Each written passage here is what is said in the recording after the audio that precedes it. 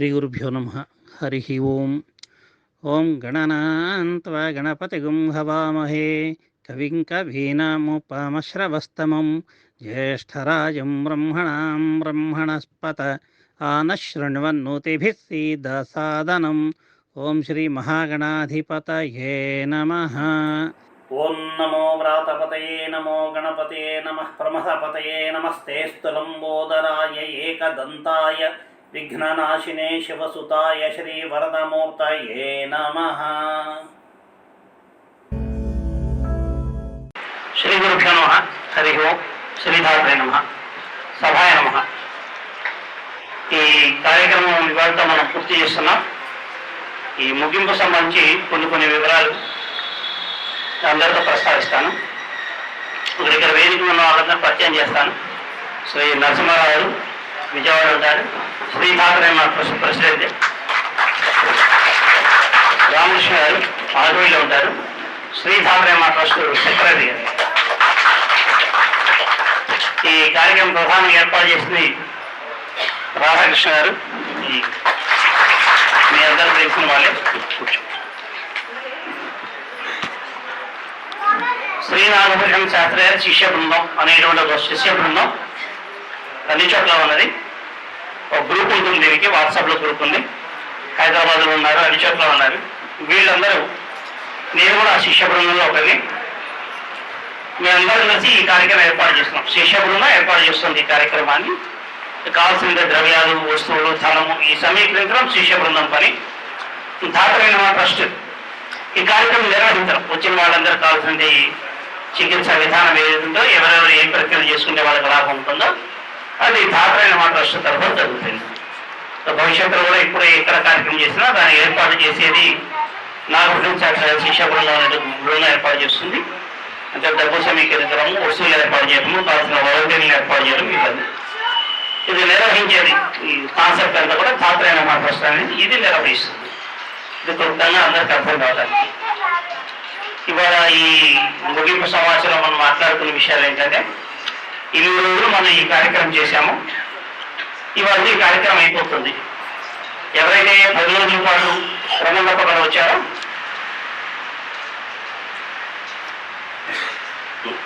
ఇది చెప్పడానికి ముందు ఇంకొక 2 విషయాలు చెప్పాలి నా వైపు నుంచి. ఒక 2 సంవత్సరాలుగా నేను రథచంద్ర రావడం జరిగింది. అది కూడా మా మాస్టారు ప్రసాద్ గారింటికి వచ్చినప్పుడు ఆయనతో చాలా విషయాలు చర్చించాను.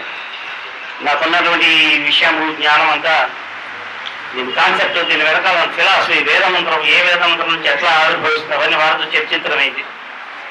ఆయనతో చర్చించినప్పుడు ఇవన్నీ ఏం చేయాలనేటువంటి విషయం మాస్టర్ని ప్రశ్నిస్తే అప్పుడు 2 జతలో ఉన్న హై స్కూల్ మిత్రులు అందరం కలిసాము.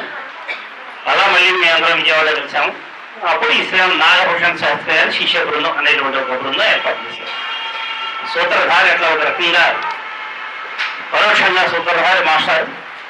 ఈ మాచర్లలో ఈ కార్యక్రమం ఏర్పాటు చేయడానికి ఒక సూత్రధారి ఉన్నారు, హైదరాబాద్ నుంచి వచ్చారా, ఇవాళ ఇక్కడికి వచ్చారు. నేను ఇక్కడ ఉన్నారో వెళ్ళిపోయారో తెలియదు. మన శ్రీనివాస్ వాళ్ళ ఎవరు, కిడ్నీ శ్రీనివాస్ మన కొందరు మీ మరదలు ఎవరన్నా హైదరాబాద్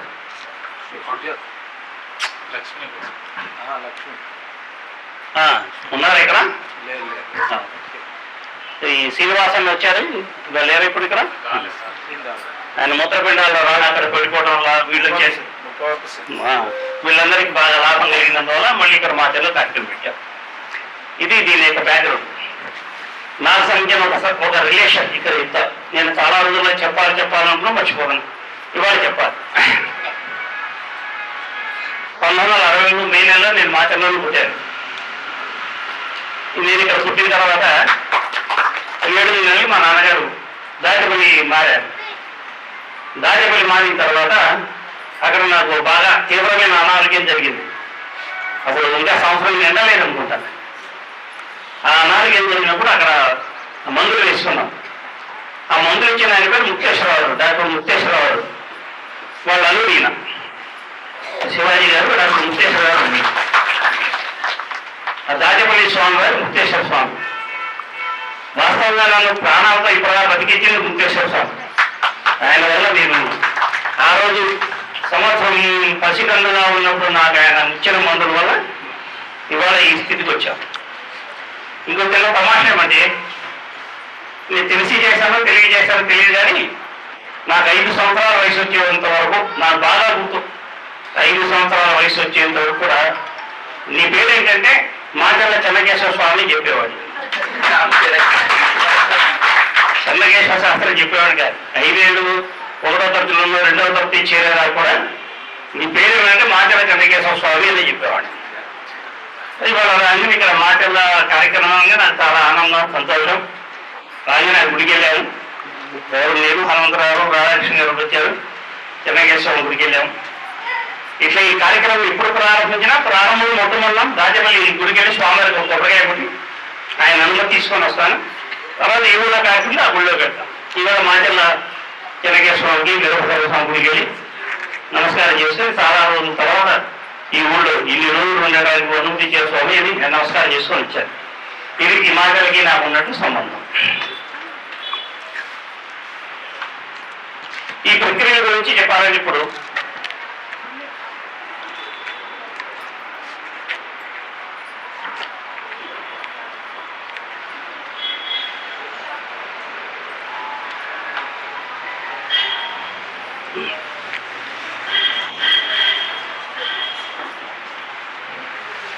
మొట్టమొదటి వినాయకుడి గురించి మాట్లాడుకొని అప్పుడు ప్రక్రియలోకి వెళ్దాం. వినాయకుడు విఘ్నాలను కలిగించేవాడైనా విఘ్నాలని తొలగించేవాడైన. ఏ పని చేయాలన్నా ముందు మనం వినాయకుడు పూజ చేస్తాం. వినాయకుడు పూజ చేయకుండా ఏ పని ముందుకు వెళ్ళదు. వినాయకుడు పూజ ఎందుకు చేయాలి అనేది ఒక ప్రశ్న. ఇక్కడ వినాయకుడు వారిని ఒక కథ చెప్తారు, ఆ కథ గుర్తు చేస్తారు. వినాయకుడికి సుబ్రహ్మణ్య స్వామికి మధ్య ఒక స్పర్ధ, ఆధిపత్యం కోసం పోటీ పరీక్ష పెట్టారు. 3 లోకాలు ఎవరు తిరిగి వస్తే ముందు ఎవరు తిరిగి వస్తే వాళ్ళకి ఆధిపత్యం ఇస్తారు. సుబ్రహ్మణ్య స్వామి పరిగెత్తుకుంటూ వెళ్ళిపోయాడు. ఈయనకి ఏం చేయాలో వెళ్ళినప్పుడు నారదుడు వచ్చాక ఈయన ఉపదేశం పెట్టారు. అందులో ఈయన వినాయకుడు తల్లిదండ్రులతో కైలాసంలో ప్రదక్షిణ చేశారు. ఇక్కడ కథలో ఒక డైలాగ్ ఉంటుంది. వినాయకుడు అడుగుతారు ఎవరిని, వాళ్ళ తండ్రి నేను వేగంగా నడవలేనని తెలిసి కూడా, అది నాకు చేతగాదని తెలిసి కూడా మీరు ఇంత పరీక్ష ఎట్లా పెట్టారు అని అడుగుతారు. అంటే వినాయకుడు వేగంగా నడవలేడు, ఇది మొదటి విషయం.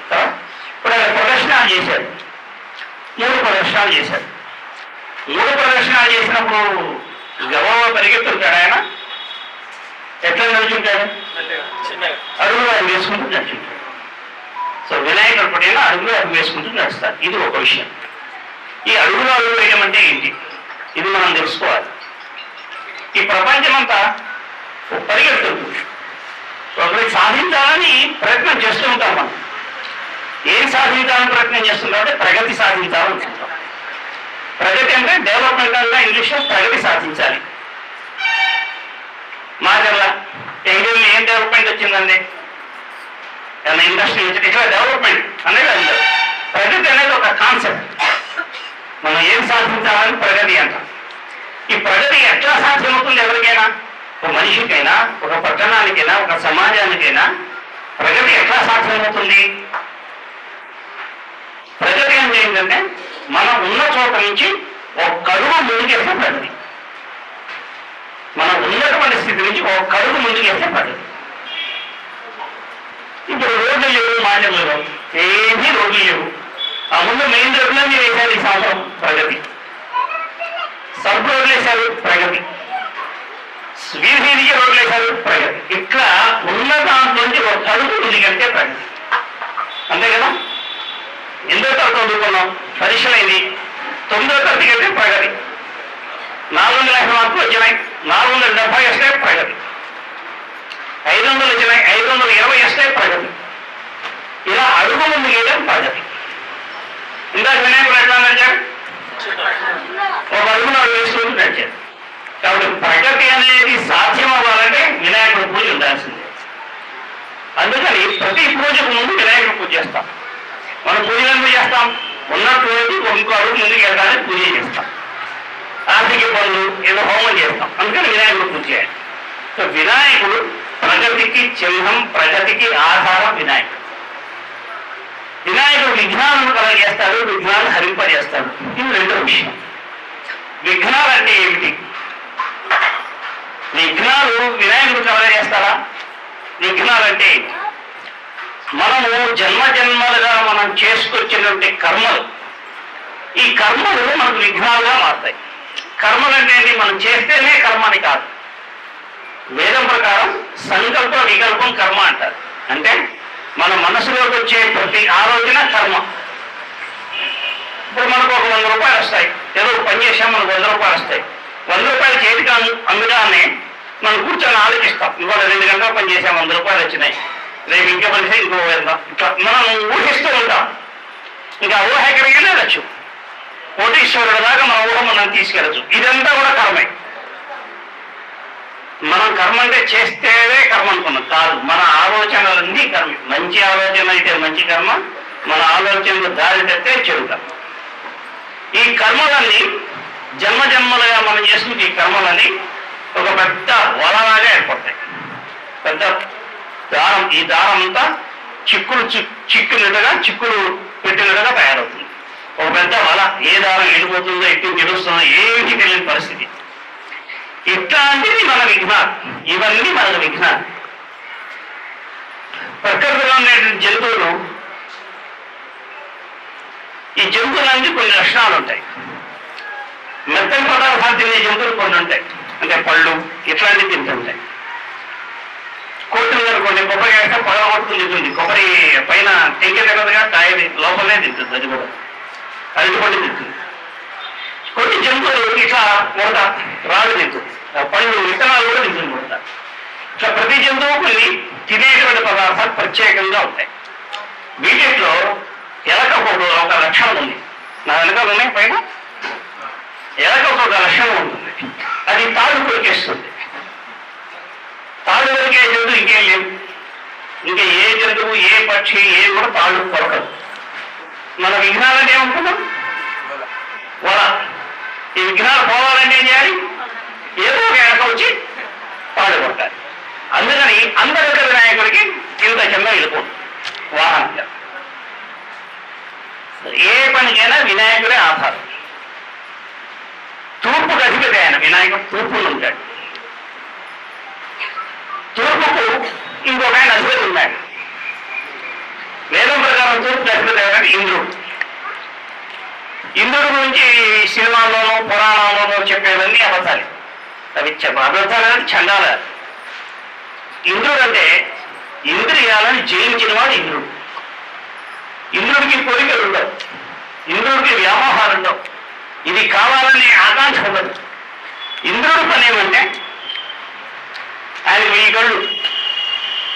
ఏ మనిషి ఏ జీవితంలో ఏ క్షణంలో, ఏ జన్మలో, ఏ క్షణంలో, ఏ సెకండ్లో 10వ వంతులో ఏమి ఆలోచన చేశాడో అది ఇంద్రుడి దగ్గర లెక్క ఉంటుంది. మనం అద్భుతంగా సాధించాలని మనం ప్రయత్నం చేస్తే మన కర్మలు వెనకాలు ఉంటాయి, జతజన్మలు, అవన్నీ వచ్చి మనకు అర్థం పడేట్టుగా చేసేవాడు ఇంద్రుడు. ఇప్పుడు విశ్వామిత్రుడు కథ మనం విన్నాం. ఆయన 1000 సంవత్సరాలు తపస్సు చేశాడు. ఆయనకు ఉండేటువంటి లోపాలు, ఆ లోపాన్ని బయటికి తీస్తాడు ఇంద్రుడు. ఆ లోపం మన మనిషిలో ఉన్నంత వరకు ఆయన ఆత్మలో తెచ్చారు. ఇట్లా ఇంద్రుడి చేత తపస్సు భంగం చేయబడిన కథలన్నీ ఉంటాయి. కానీ వాళ్ళెవరు ఇంద్రుడు ఏం చేయదు. వాళ్ళ తపస్సు భంగం చేయబడుతుంది, వాళ్ళు దారి వెళ్తారు, వాళ్ళ కోపాలు వస్తాయి, మళ్ళీ తపస్సు చేస్తారు. కానీ ఇంద్రుడు ఏమి చేయడు. ఇంద్రుడి యొక్క కర్తవ్యం అది. ఒక మనిషి ప్రగతి సాధించాలనుకున్నప్పుడు ఆ ప్రగతి సాధించడానికి అవరోధంగా అతను జన్మ జన్మలుగా చేసుకున్నటువంటి ప్రతి కర్మ యొక్క ఫలితాన్ని అతను అనుభవించేదిగా చేస్తాడు ఇంద్రుడు. ఈయన తూర్పు అధిపతి. కాబట్టి మనం ఏ పూజ చేసినా, ఏ ప్రక్రియలు చేసినా, ఏ పని చేసినా తూర్పు తిరిగి మాత్రమే చెయ్యాలి. తూర్పు తిరిగి చేసేటువంటి ఈ సమస్యలో, ఈ ప్రక్రియలో మొట్టమొదటిది మలబద్ధకానికి సంబంధించిన ప్రక్రియ. 70:01. ఇక్కడి నుంచి మీరు వెళ్ళిన తర్వాత 10 రోజుల పాటు వచ్చిన వాళ్ళందరికీ అన్ని సమస్యల నుంచి బయటపడి ఉంటారు. 5 రోజులుగా వచ్చిన వాడు, 2 రోజులుగా వచ్చిన వాడు దాంట్లో నుంచి బయటపడి కొంచెం రుచి చూస్తుంటారు. అవి పూర్తిగా నయమై ఉంటాం. మీరు మీ మీ ఇళ్ళకి వెళ్ళిన తర్వాత దీన్ని వరుసగా చేసుకోవాలి. ఏ ప్రక్రియ వరుసగా చేసుకోవాలో అవన్నీ ఇక్కడ నేను కూలంకషంగా చెప్తాను. ఎవరెవరు చేశారో అవి వాటిని శ్రద్ధలో పూర్తి చేసుకోండి. మొట్టమొదటి 71 కాన్స్టిపేషన్, మలబద్ధకం. ఈ మలబద్ధకాన్ని చేయాల్సిన పని ఏంటి? ఉదయం స్నానం చేసిన తర్వాత. మన ప్రక్రియలన్నీ ఉదయం స్నానం చేసిన తర్వాతనే మొదలు పెట్టాలి. స్నానం చేయకుండా మొదలు పెట్టకూడదు. ఇంట్లో మహిళలు ఎవరైనా ఇబ్బంది రోజుల్లో ఉంటే చేయకూడదు. ఏమైనా సూతకం వస్తే చేయకూడదు. పురుడు సూతకం వచ్చినా చేయకూడదు, మృతాశోచం వచ్చినా చేయకూడదు. ఇట్లా శుచిగా ఉన్న రోజుల్లోనే చేయాలి. స్నానం చేసి మాత్రమే చేయాలి. మీరు 7 చేస్తారా 10 చేస్తారా మీ ఇష్టం. స్నానం చేసిన తర్వాతనే చేయాలి. మొట్టమొదటి చేయాల్సింది మీకు ఆరోగ్యం కోసం మొట్టమొదటి చేసిన ప్రక్రియ మలబద్ధకం. మలబద్ధకం అంటే ఒక చిన్న గ్లాసులో నీళ్లు తీసుకుంటాం, ఒక 40 ml నీళ్లు తీసుకుంటాం, దాన్ని ఎడ చేతిలో పెట్టుకోవాలి, దానిపైన కుడి చేత మూయాలి. ఓం నాగదేవతాయే నమః అని 12 సార్లు చదవాలి. ఆ నీళ్లు తాగాలి. మళ్ళీ కాసి నీళ్లు తీసుకోవాలి, మళ్ళీ ఎడం చేతిలో పెట్టుకోవాలి, మళ్ళీ కుడి చేతితో మూయాలి. ఓం నాగదేవతాయే నమః అని 12 సార్లు చదవాలి. అట్లా రోజుకు 2 సార్లు చేస్తే అది తగ్గిపోతుంది. ఇవాళ వచ్చిన వాళ్ళలో ఒక 4-5 2 సార్లు చేసినా తగ్గని వాడు ఉన్నారు. వాళ్ళకి 4 సార్లు చేయమని చెప్పాను, 6 సార్లు చేయమని చెప్పాను. అయితే ఇవన్నీ పొద్దున పూట చేయాలి. మిగిలిన ఇవి చేస్తే పని చేసింది. మొట్టమొదటి పూజ వినాయకుడికి, మధ్యలో చేస్తా అంటే ఒప్పుకోడు ఆయన. కాబట్టి మొట్టమొదట ఈ మలబద్ధకం అనేది చేయాలి. మలబద్ధకం తర్వాత రెండోది చేయాల్సింది జుట్టు రాలకుండా ఉండడానికి. జుట్టు రాలకుండా ఉండడానికి ఏం చేయాలంటే తూర్పుకు దండం పెట్టాలి. ఏ దేవుడు పేరు తలుచుకోకూడదు. సూర్యుడు కానీ ఇంద్రుడు కానీ ఎవరు పేరు తలుచుకోకూడదు. తూర్పు తిరగాలి. తూర్పుకు నమస్కారం చేయాలి. తూర్పున ఏమున్నా పర్లేదు. అది మీ ఇంట్లో గోడ వెళ్ళొచ్చు. ఉదయం స్నానం చేసి బట్టలు వేసుకొని బయటకు వస్తారు. బాత్రూమ్ గోడ ఉన్నా మీకు ఇబ్బంది లేదు, ఎదురింటి గోడ ఉన్నా మీకు ఇబ్బంది లేదు. తూర్పు తిరగాలి, తూర్పు దండం పెట్టాలి. బ్రాహ్మణులు, పురుషులు, మహిళలు 11 గుంజీలు తీయాలి. మిగిలిన వాళ్ళందరూ మహిళలు అయితేనే 6 గుంజీలు, పురుషులు అయితేనే 8 గుంజీలు తీయాలి. నాకు జుట్టు రాలకుండా ఉండాలి, నాకు జుట్టు బాగా రావాలి అని కూడా అనుకోకూడదు. కేవలం దండం పెట్టడం, గుంజీలు తీస్తే పని. బ్రాహ్మణులు, పురుషులు, మహిళలు 11 గుంజీలు. మిగిలిన వాళ్ళందరూ మహిళలు అయితే 6 గుంజీలు, పురుషులైతే 8 గుంజీలు. ఇది రెండవ భాగం. మూడో ప్రక్రియ మొలలు. మొలలు కూడా ఆరుబయట ప్రదేశంలో చేయాలి. ఎండబడే చోట. మొలలు చేయడానికి ఎండబడే చోట చేయాలి. దానికి కావాల్సింది ఒక మట్టి ప్రమిద, ఒక తమలపాకు, ఒక అరటి పండు, పక్కన పెద్ద మట్టి ముగ్గురు, ఒక గిన్నె నీళ్లు, పెద్ద గరిట. చేయాల్సిన పని ఏంటి? ఎండ నమస్కారం చేయాలి. ఆ ఎండలో ఒక చిన్న ఆకు పెట్టాలి. దానిపైన మట్టి ప్రమిద, ఆ ప్రమిద మీద ఒక తమలపాకు పెట్టాలి. దానిపైన అరటి పండు పెట్టాలి. అరటి పండు తొలిమి మనవైపు ఉండాలి, కొస తూర్పు ఉండాలి. ఆ తొలిమి పెట్టి దాన్ని ఎండగా నైవేద్యం పెట్టాలి. ఎండగా ఇన్సార్లు చేయి చూపించాలి. అది అక్కడ అంతే వదిలిపెట్టాలి. పక్కన మళ్ళీ ఒక ఆకు, దాంట్లో పెద్ద మట్టి ముగ్గురు, ఆ పక్కన పెద్ద గిన్నె నిండా నీళ్లు, ఒక పెద్ద గరిట. ఎండకు నమస్కారం చేయాలి. సూర్యుడు ఎండ ఎదురుగా ఉంటాడు, ఎండేమో కింద ఉంటుంది. మనం నమస్కారం చేయాల్సిన కింద ఎండకు నమస్కారం చేయాలి. చెంపలు వేసుకోవాలి. ఒక గుంజి తీయాలి. ఒక గరిట నీళ్లు మూగుల్లో పోయాలి. గుంజి ఎట్లా తీయాలి? వయసులో ఉన్న వాళ్ళైతేనేమో చేయగలిగితే పూర్తిగా వంగి అవడం. చేయలేని వాళ్ళు, పెద్దవాళ్ళు, వంగలేని వాళ్ళు చెవులతో చెవులు పట్టుకోవాలి, తలకాయ ఉంచాలి. అది గుంజి నీళ్ళు అయిపోతుంది. అట్లా గుంజి తీయాలి. ఒక గరిట నీళ్లు మూగుల్లో పోయాలి. మళ్ళీ ఎండకు నమస్కారం, చెంపలు వేసుకోవాలి, ఒక గుంజి తీయాలి, ఒక గరిట నీళ్లు మూగుల్లో పోయాలి. ఇట్లా 12 సార్లు పోసిన తర్వాత ఆ నీళ్లు ఎండకు నైవేద్యం పెట్టాలి. ఇట్లా రోజుకు ఒకసారి చేయాలి. చాలా పెద్ద ఎత్తున మొలలు ఉన్నప్పటికీ, సంవత్సరాలుగా బాధపడుతున్నప్పటికీ 7 రోజులుగా తగ్గిపోతాయి. ఇది మళ్ళీ రెండోసారి చేయగలేదు. దీని తర్వాత ఎన్నో రోజులు చేసేది 3 పని ఏంటంటే లివర్ సమస్య, కాలేయానికి సంబంధించిన ఏ సమస్య వచ్చినా ప్రక్రియ ఇదే. ఎండబడే చోట కొంచెం శుభ్రం చేసుకోవాలి. దీనికి మనకు కావాల్సినది వెన్నపూస కావాలి. కొంచెం శుభ్రం చేసుకోవాలి. కొంచెం ఆకు వేయాలి. దాని మీద చిన్న మట్టి ప్రమిద, మళ్ళీ దాని మీద ఒక తమలపాకు పెట్టాలి. ఆ తమలపాకు పైన చిన్న వెన్నముద్ద ఆ మట్టి ప్రమిదలో పెట్టాలి. పెట్టి దాన్ని ఎండకు నైవేద్యం పెట్టాలి. దీని తర్వాత పసుపు డబ్బులు, మీరు ఎన్ని పూలు దొరికితే అన్ని పూలు తెచ్చుకోండి. 20 వేస్తారా, 50 వేస్తారా, 100 వేస్తారా, 200 మీ ఇష్టం. ఆ పూలను తెచ్చుకొని గ్యాస్ పై శుభ్రం చేయడం. పక్కన గ్యాస్ పై పక్కన చిన్న గిన్నెలో, చిన్న కప్పులో ఆవు నెయ్యి పెట్టుకోవడం. ఆ గ్యాస్ పైన జాల వచ్చేదో చిన్న జల్లెడ వేసుకోవడం. గ్యాస్ వెలిగించుకోవడం. పసుపు పూలు 4, 5, 6 పట్టుకొని ఆ ఆవు నెయ్యి తాగితం ఆ మంట మీద వేయడం. మంట మీద వేసిన తర్వాత ఒక్కడికి వెనక్కి జరగాలి, దండ పెట్టి నిలబడాలి. అది దగ్ధమైనంత వరకు నిలబడాలి. ఆ విధంగా రోజు మొత్తంలో ఎన్ని పూలైనా వేయచ్చు. మధ్యాహ్నం భోజనం తర్వాత ఇనుపులే లేదు. భోజనం తర్వాత మళ్ళీ వేయాలంటే మళ్ళీ సాయంత్రం 6 గంటల తర్వాత స్నానం చేయాలి, మళ్ళీ వేయాలి. భోజనం చేసిన తర్వాత 4 గంటల దాకా ఎట్లాంటి ప్రక్రియ చేయకూడదు. మీరు 12 భోజనం చేస్తే 4 దాకా ఏం చేయకూడదు. 1 గంట చేశారా 5 దాకా ఏం చేయకూడదు. 3 చేశారా 7 దాకా ఏం చేయకూడదు. 7 గంటల స్నానం చేయాలి, మళ్ళీ ప్రక్రియ మొదలుపెట్టాలి. ఇది లివర్ సంబంధించిన ప్రక్రియ. దీని తర్వాత ఇక్కడే ఉంది కీళ్ళవాతం. సరస్వతీదేవికి సంబంధించిన ప్రక్రియలు. సరస్వతీదేవికి సంబంధించి 4 ప్రక్రియలు ఉంటాయి. ఒకటి థైరాయిడ్, 2 కీళ్ళవాతం, 3 హెర్నియా, 3 ప్రక్రియలు సరస్వతీదేవికి సంబంధించి. థైరాయిడ్ అంటే ఏం చేయాలి? థైరాయిడ్లో 2 రకాలు ఉంటాయి, హైపోథైరాయిడ్, హైపర్ థైరాయిడ్. హైపోథైరాయిడ్ అంటే థైరాయిడ్ తక్కువ నెలలో 2 లావ్ అవుతుంది. లావ్ అయిన వాళ్ళందరూ చేయాల్సింది ఒకటి, సన్నపడే వాళ్ళందరూ చేయాల్సింది ఒకటి. ఇప్పుడు లావ్ అయిన వాళ్ళందరూ ఏం చేయాలి? సరస్వతీదేవికి ఫోటో పెట్టుకోవడం.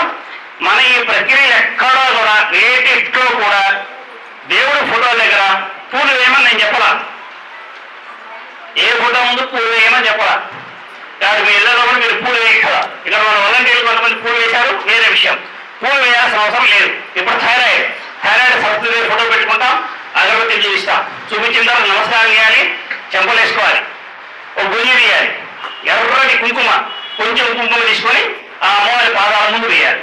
మళ్ళీ నమస్కారం, చెంపలు వేసుకోవడం, ఒక గుంజి తీయడం, మళ్ళీ ఎర్రటి కుంకుమ. అట్లా 8 సార్లు చేయాలి. 8 సార్లు చేస్తే ఒక రౌండ్ అయినట్టు. మీరు రోజు మొత్తం మీద 7 రౌండ్లు చేస్తారా, 10 రౌండ్లు చేస్తారా, 4 రౌండ్లు చేస్తారా, మీ ఇష్టం. మొత్తం ఈ ప్రక్రియ ఒక రౌండ్ చేయడానికి ఒక 2-3 ఒక్క నిమిషం పడుతుంది. ఎక్కువ 1 నిమిషం. అగరబత్తి చూపిస్తాం, నమస్కారం, చెంపలు వేసుకోవాలి, కొంచెం ఎర్రటి కుంకుమ అక్కడ. ఇక్కడ ఎట్లా చేయించారు నేను పరిశీలించాలా? 2 కిందలు ఎట్లా చేయించారు? ఫోటో పెట్టారు, ముందు ఒక ఎర్రటి కుంకుమ, తర్వాత పక్కన అట్లా 8 సార్లు వేయించారు. 8 సార్లు వేస్తే మనకి 8 లెక్క సరిపోతుంది, లేకపోతే లెక్క పెట్టుకోవడం కష్టం. 8 సార్లు వేయడం, ఆ కాగితం ముందు జరగడం, మళ్ళీ 8 సార్లు వేయడం. రోజు మొత్తం మీద ఎన్ని ఎక్కువ సార్లు చేస్తే అన్ని ఎక్కువ సార్లు. ఇది థైరాయిడ్ సంబంధించిన సమస్య. దీని తర్వాత కీళ్ళవాతం. కీళ్ళవాతం అంటే ఏంటి? వేలు బాగా నొప్పులు పుడతాయి. కీళ్ళవాతంలో అన్ని వేళ్ళు నొప్పులు పుడతాయి, కొంకలు పోతుంటాయి, కాలు వేళ్ళు కొంకలు పోతుంటాయి, వేళ్ళు కొంకలు పోతుంటాయి, వాస్తుంటాయి. అప్పుడప్పుడు జ్వరం వస్తుంటుంది, మోకాలు వాస్తుంటుంది, భుజం దగ్గర వాస్తుంది. ఇది కీళ్ళవాతం. దీనికి సరస్వతీదేవి అధిష్టాన దేవత. దీనికి ఏం చేయాలి? సరస్వతీదేవి నమస్కారం చేయాలి, అగరబత్తి చూపించాలి, నమస్కారం, చెంపలు వేసుకోవడం, ఒక గుంజి తీయడం, ఒక్క తమలపాకు పెట్టడం. తమలపాకు పెట్టేటప్పుడు తొలి మన వైపు ఉండాలి, త్వస ఆవిడ వైపు ఉండాలి, ఫోటో వైపు. అట్లా 6 ఆకులు పెట్టాలి. కీళ్ళవాతానికి ఎన్ని పెట్టాలి? 6 ఆకులు. థైరాయిడ్ ఎన్ని సార్లు పంతులు వేయాలి? 8. అది 8, ఇది 6. ఒకటి అటు మాత్రం 10 కాదు. దీని నెంబర్ దాంది, దీని సంఖ్య దాంది. 6 ఆకులు వేయాలి. 6 ఆకులు ఇస్తే ఒక రౌండ్ అయిపోయినట్టు. ఇట్లా మీరు 8 రౌండ్లు ఏం చేయొచ్చు. మ్యాక్సిమం రోజుకు 4 రౌండ్లు వేస్తే, అంటే 24 ఆకులు వేస్తే సరిపోతుంది. అంటే ఒక రౌండ్ వేసాం, తర్వాత మళ్ళీ చేయాలంటే చేతులు తడి చేసుకోవాలి, తడి చేతులు కళ్ళు ఉంచుకోవాలి, చెవులు ఉంచుకోవాలి, మళ్ళీ 6 ఆకులు. నమస్కారం, చెప్పలేసుకోవడం, ముజ్జీలో ఒక ఆకు పెట్టడం, ఇట్లా 6 ఆకులు. ఇది కీళ్ళవాతానికి సంబంధించి. సరస్వతి 3వది ఏంటి?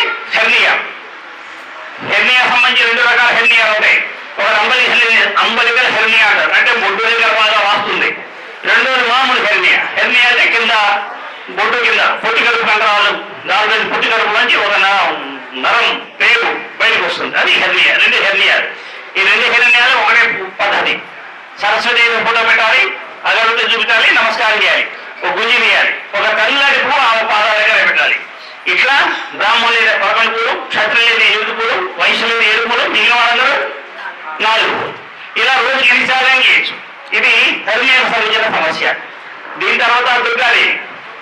దుర్గాదేవిలో మనకు 3 రకాల ప్రక్రియలు పూర్తయినాయి. దుర్గాదేవి మొట్టమొదటి కీళ్ళ నొప్పులు, అంటే మోకాళ్ళ నొప్పులు, తలనొప్పులు, బ్యాక్ నొప్పి, అంటే వెన్నుకు నొప్పి, వెన్నుపూస నొప్పి, మెడకండరాలు, సర్వికల్ స్పాండిలైటిస్, భుజాలు లాగేస్తున్నాయి, మెడ నొప్పులతో ఇట్లాంటి వాళ్ళందరూ కూడా ఇది. దీనికి ఏం చేయాలి? తమలపాకులు. 3 తమలపాకులు తీసుకోవాలి. 3 తమలపాకులు అట్లా 3 సెట్లు, 3, 3, 3, 9 సెట్లు తీసుకుని 9 ఆకులు 3 సెట్లు. 3 సెట్లకి ఆకులకి తొడిమలు కత్తిరించాలి, కొసలు కత్తిరించాలి. 2 ఆకులకి 3 ఆకులు, 2 ఆకులకు సున్నం రాయాలి. అట్లా 3 సెట్లు అమ్మవారి ఫోటో దగ్గర పెట్టాలి. తర్వాత ఆకు మీద కొంచెం ఒక్కపొడి వేయాలి. బలవాళ్ళ దొరికే ఒక్కపొడే వాడచ్చు, కొంచెం ఒక్కపొడి వేయాలి. దాంట్లో లవంగం, కొంచెం పచ్చకర్పూరం వేయాలి. ఆ తర్వాత అమ్మవారికి అగరబత్తి చూపించడం, ఇవన్నీ నైవేద్యం పెట్టడం. మీరు ఇంట్లో పూజ చేస్తారా చెయ్యరా మీ ఇష్టం. చేసినా చేయకపోయినా ఆ ఫోటో పెట్టుకోవడం, ఫోటోకి ఈ రకంగా అగరబత్తి చూపించి తాంబూలం పెట్టడం. తాంబూలం పెట్టిన తర్వాత అవన్నీ తీసి పక్కన పెట్టుకోవాలి. తాంబూలం పెట్టిన తర్వాత ఆ ఒక్కబడి మీద అరచెంచా నీళ్లు వేయాలి. 3 మీద 3 అరచెంచాలి. ఒక్కబడి ఆ నీళ్ళలో నానాలి. అంటే మీరు టిఫిన్ తిన్న తర్వాత ఒక 3 ఆకులు వేసుకోవాలి, భోజనం తర్వాత 3 ఆకులు వేసుకోవాలి, రాత్రి భోజనం తర్వాత 3 ఆకులు వేసుకోవాలి. అప్పుడు మళ్ళీ ఒక్కబడి ఎండిపోకూడదు. మళ్ళీ ఎండిపోతే కనుక మళ్ళీ నీళ్ళు వేసుకోవాలి. ఒక్కబడి నానుంటే నోరు పొక్కలు, నోటికి ఇబ్బంది ఉండదు, గొంతు పట్టుకోదు. అట్లా ఒక్కబడి నానబెట్టుకొని తినాలి. రోజుకు 3 చొప్పున 9 ఆకులు తాంబూలం రోజు తింటే ఈ అన్ని రకాల నొప్పులు తగ్గిపోతాయి. దీని తర్వాత ఫ్రోజన్ షోల్డర్ అంటే భుజం పైకి ఎత్తనీయట్లేదండి అంటారు. భుజం ఎత్తనీయట్లేదండి, మోకాలు పట్టేసింది అంటారు. దీన్ని కొంతమందికి కాలి వేళ్ళకి, కాలి బొటన వేలుకు, ఈ చేయి బొటన వేలు లేదా యాంకిల్ మడమ దగ్గర వాస్తుంది. అది వంగనీరు, అటు ఇటు వంగనీరు. దాన్ని ఏమంటారు ఫ్రోజన్ జాయింట్స్ అంటారు. భుజం ఫ్రోజన్ షోల్డర్, ఫ్రోజన్ యాంకిల్స్. ఇవేంటంటే దీన్ని డోటర్ హెరేటిస్ అంటారు. దానిపై ఏం చెప్తారు, వీరికి అక్కడ యూరిక్ యాసిడ్ ఎక్కువ వచ్చిందండి, యూరిక్ యాసిడ్ ప్రాబ్లం ఉంది మీకు అని చెప్తారు. ఇంకా చెప్పండి RH ఫ్యాక్టర్ అంటారు. ఇట్లా ఉంటాయి వాడికి. దానికి ఏం చేయాలి, అది అటుకులు 2 పిడికిళ్ళు అటుకులు తీసుకోవాలి, నానబెట్టాలి. 1 గంట నానబెట్టిన తర్వాత వాటిలో నీళ్లు తీయాలి. ఆ నానబెట్టిన అటుకుల్లో 3 చెంచాల అటుకులు, దాంట్లో చిన్న బెల్లం ముక్క ఇది వేసి కృష్ణుడికి నైవేద్యం పెట్టాలి, తినాలి. అట్లా రోజు మొత్తం మీద 5-6 సార్లు తింటే, ఈ 5-6 సార్లు తింటే ఈ ఫ్రోజన్ షోల్డర్ తగ్గిపోతుంది. ఇది కీళ్ళ నొప్పుకు సంబంధించి. తర్వాత దుర్గాదేవిలో ఉన్నటువంటి 2వ ప్రజలు మనకి నెగటివ్ ఎనర్జీస్ 70-64 దుష్ట శక్తులు. ఇవాళ దుష్ట శక్తులు లేని వాళ్ళు ఎవరు ఉండరు. 98% ఈ దుష్ట శక్తులు ఎట్లా ఉంటాయంటే, ఏమనుకోకండి సరదాగా విషయం చెప్తా. భర్త ఉద్యోగానికి వెళ్తారు, ఆయన ఎప్పుడు వస్తారా అని చూస్తూ ఉంటుంది. ఆయన కోసం అన్ని తయారు చేసి పడుతుంది. ఆయన వస్తాడు, పాలు పెడుతుంటాడు, భోజనం పెడుతుంది. భోజనం పెట్టడం వాళ్ళకి దూరం పడుతుంది. ఎందుకు వచ్చాడు కర్మరా అనుకుంటే ఆయన వెళ్ళిపోతాడు, ఈమెని. ఆయన ఇంట్లో ఉన్నంతసేపు భార్య ఉంది, బయట ఉన్నసేపు భార్య గురించి ఆలోచిస్తారు, పిల్లల గురించి ఆలోచిస్తారు, ఇంటికి రాగానే గొడవపడతారు. ఇవన్నీ నేను తిన్నాను. మనకు అనవసరంగా మనకు కోపం వస్తుందంటే మన దగ్గర నెగటివ్ ఎనర్జీ ఉందంటే లెక్క. మీ మీద విసుకున్నా, మీరు విసుకున్నా, నేనేం మాట్లాడాను ఆయన విసుకుంటారని సతాయిస్తారని చెప్తుంటారు. మన దగ్గర ఏమీ పొరపాట్లయితే మనల్ని ఎవరు సతాయించరు. కాబట్టి ఇంట్లో గొడవ ఎవరి గొడవ జరిగినా, కోపతాపాలు ఎవరికి వచ్చినా, పిల్లలకి రావచ్చు, మీకు రావచ్చు, తల్లిదండ్రులు రావచ్చు, అత్తమామ మీద రావచ్చు, ఎవరి మీద ఏ రకంగా కోపతాపాలు వచ్చినా, ఆదేశాలు వచ్చినా వాటన్నిటి కారణం negative energies. Taken for granted. దీనికి పరిష్కారం చాలా సింపుల్. దుర్గాదేవి ఫోటో, ఒక ముగ్గురు, దాంట్లో నిప్పులు వేసుకోవాలి, సాంబ్రాణి కూడా సిద్ధం చేసుకోవాలి. ఆ మట్టి ముగ్గుని కుడి చేతితో పట్టుకోవాలి. ఆ ముగ్గుల మీద, నిప్పుల మీద సాంబ్రాణి కూడా వేయాలి. దుర్గాదేవి చూపిస్తూ ఉండాలి. ఆంజనేయ వీర హనుమంత సూర అని చదువుకుంటూ దుర్గాదేవి చూపిస్తూ ఉండాలి. మనం ఓపుకున్నంతసేపు తిప్పాలి. ఇట్లా పైకి తిప్పామనుకోండి, 4 రోజులు భుజం పోతుంది. కాబట్టి ఆ ఫోటో ఎంత దూరంలో పెట్టుకోవాలి, ఎంత ఎత్తులో పెట్టుకోవాలి, మనం ఎంత ఎత్తులో నిలబడి తిప్పాలి, ఇవన్నీ గమనించుకోవాలి. గురుగారు మీరు తిప్పన్నారు, నేను తిప్పాను భుజం నొప్పి పుడుతుందంటే కాదు. భుజం నొప్పి అనేది రావడంలో ఉండే కారణం ఇది మన భుజం కదా. ఈ ఎత్తులో భుజం ఉంటే మనకి ఏ పని చేసినా ఇబ్బంది ఉండదు. మన ఎత్తుకు మించి ఈ ఎత్తులో పని చేయాలంటే ఎక్కువసార్లు పని చేస్తే భుజం నొప్పి వస్తుంది. సాధారణంగా ఈ ఫ్రోజన్ షోల్డర్ వచ్చేది ఎక్కువ మందికి వచ్చేది ఎవరికంటే టీచర్స్కి వస్తుంది. ఫస్ట్ బోర్డు మీద రాశారు వాడుతున్న టీచర్స్కి వస్తుంది నెంబర్ 1. వైలిన్ వాయించే వాళ్ళకి వస్తుంది నెంబర్ 2. వీళ్ళకి ప్రధానంగా ఫ్రోజన్ షోల్డర్ వస్తుంది. కాబట్టి ఈ భుజం మన ఎత్తులో ఉండేట్టుగా మన ఇంట్లో పనులు చేసుకుంటే ఇది రాదు. ఇది నెగటివ్ ఎనర్జీకి ఏం చేయాలి, ఎవరి ఫోటో రూపం ఎవరికి చేయాలి, ఏం చదవాలి, ఆంజనేయ మీద హనుమంత స్వర. ఇది దుర్గాదేవి ఫోటో. దుర్గాదేవి ఇంకో పని కూడా చేసి పెడుతుంది. పరీక్షల్లో చదివింది గుర్తు రావట్లేదండి, జ్ఞాపశక్తి పెరగదండి, మెమరీ పవర్ లాస్, మెమరీ పోతుందండి అంటారు. జ్ఞాపశక్తి పెరగడానికి మరి ఇది మట్టి ముగ్గులు, దాంట్లో నిప్పులు, దాని మీద సామ్రాణి పొడలు, కుడి చేతితో పట్టుకోవడం, దుర్గాదేవి చుట్టూ తిప్పడం. అప్పుడేం చదవాలి, సరస్వతీదేవి శ్లోకం ఏదో చదవాలి. ఇక్కడ చేసిన వాళ్ళు ఉన్నారు ఎవరన్నా, జ్ఞాపకం శక్తి చేసిన వాళ్ళు ఉన్నారా? ఉంటే కాస్త చేయటం చూద్దాం. అందరు చేశారా? ఆ శ్లోకం మనసుకు వచ్చిందని అది చూసేది కదా, గుర్తొచ్చింది. కాస్త కంఠస్థం చేయండి, అందరూ చేసుకోండి. సరస్వతి నమస్తభ్యం వరదే కామం అదే చాలా పెద్దది, అది లేకపోయినా పర్లేదు, ఇంతవరకు చేయండి. ఆ విధంగా చేస్తే జ్ఞాపక శక్తి పెరుగుతుంది. ఇది దుర్గాదేవికి సంబంధించి. ఇకపోతే మూత్రపిండాలకు సంబంధించి 3 రకాల సమస్యలు. ఒకటి మూత్రపిండాల యొక్క పని సరిగ్గా లేకపోవడం, అంటే యూరిన్ ఎక్కువ కావడం, యూరిన్ ఎక్కువ కాకపోవడం, యూరిన్ ప్రోటీన్ రావడం, ఇట్లా మూత్రపిండాలు వాచినాయి, మూత్రపిండాల్లో ఇన్ఫెక్షన్ ఇట్లాంటివి ఒకటి. 2 మూత్రపిండాల్లో రాళ్ళు. ఇది 2 రకాల మూత్రపిండాలకు సంబంధించిన సమస్య. 3వది ఏంటి, మూత్రపిండాల్లో క్రియాటినిన్. ఇది 3 రకాల మూత్రపిండాల సమస్య. మూత్రపిండాల సమస్య మొట్టమొదటి కావాల్సింది బేసికల్ పాయింట్ ఏంటంటే, ఒకటి ఒక రాగి చెంబు, దాని కింద ఒక రాగి ప్లేట్, దానిపైన రాగి మూత. ఈ మూత్రపిండాల సమస్య వచ్చిన వాళ్ళకి సుమారుగా 35-40 ఏళ్ళు ఉంటాయి. కాబట్టి వాళ్ళు నేల మీద కూర్చొని చేయలేరు.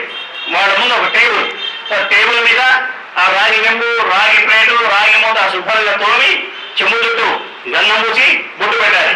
ఆ ప్లేట్ కూడా కడగాలి, దానికి కూడా బొట్టు పెట్టాలి. ఆ టేబుల్ మీద ఆ ప్లేట్ పెట్టుకోవాలి, దాంట్లో చెంబు పెట్టుకోవాలి. దాని తర్వాత ఆ చెంబు నిండా నీళ్లు నింపాలి.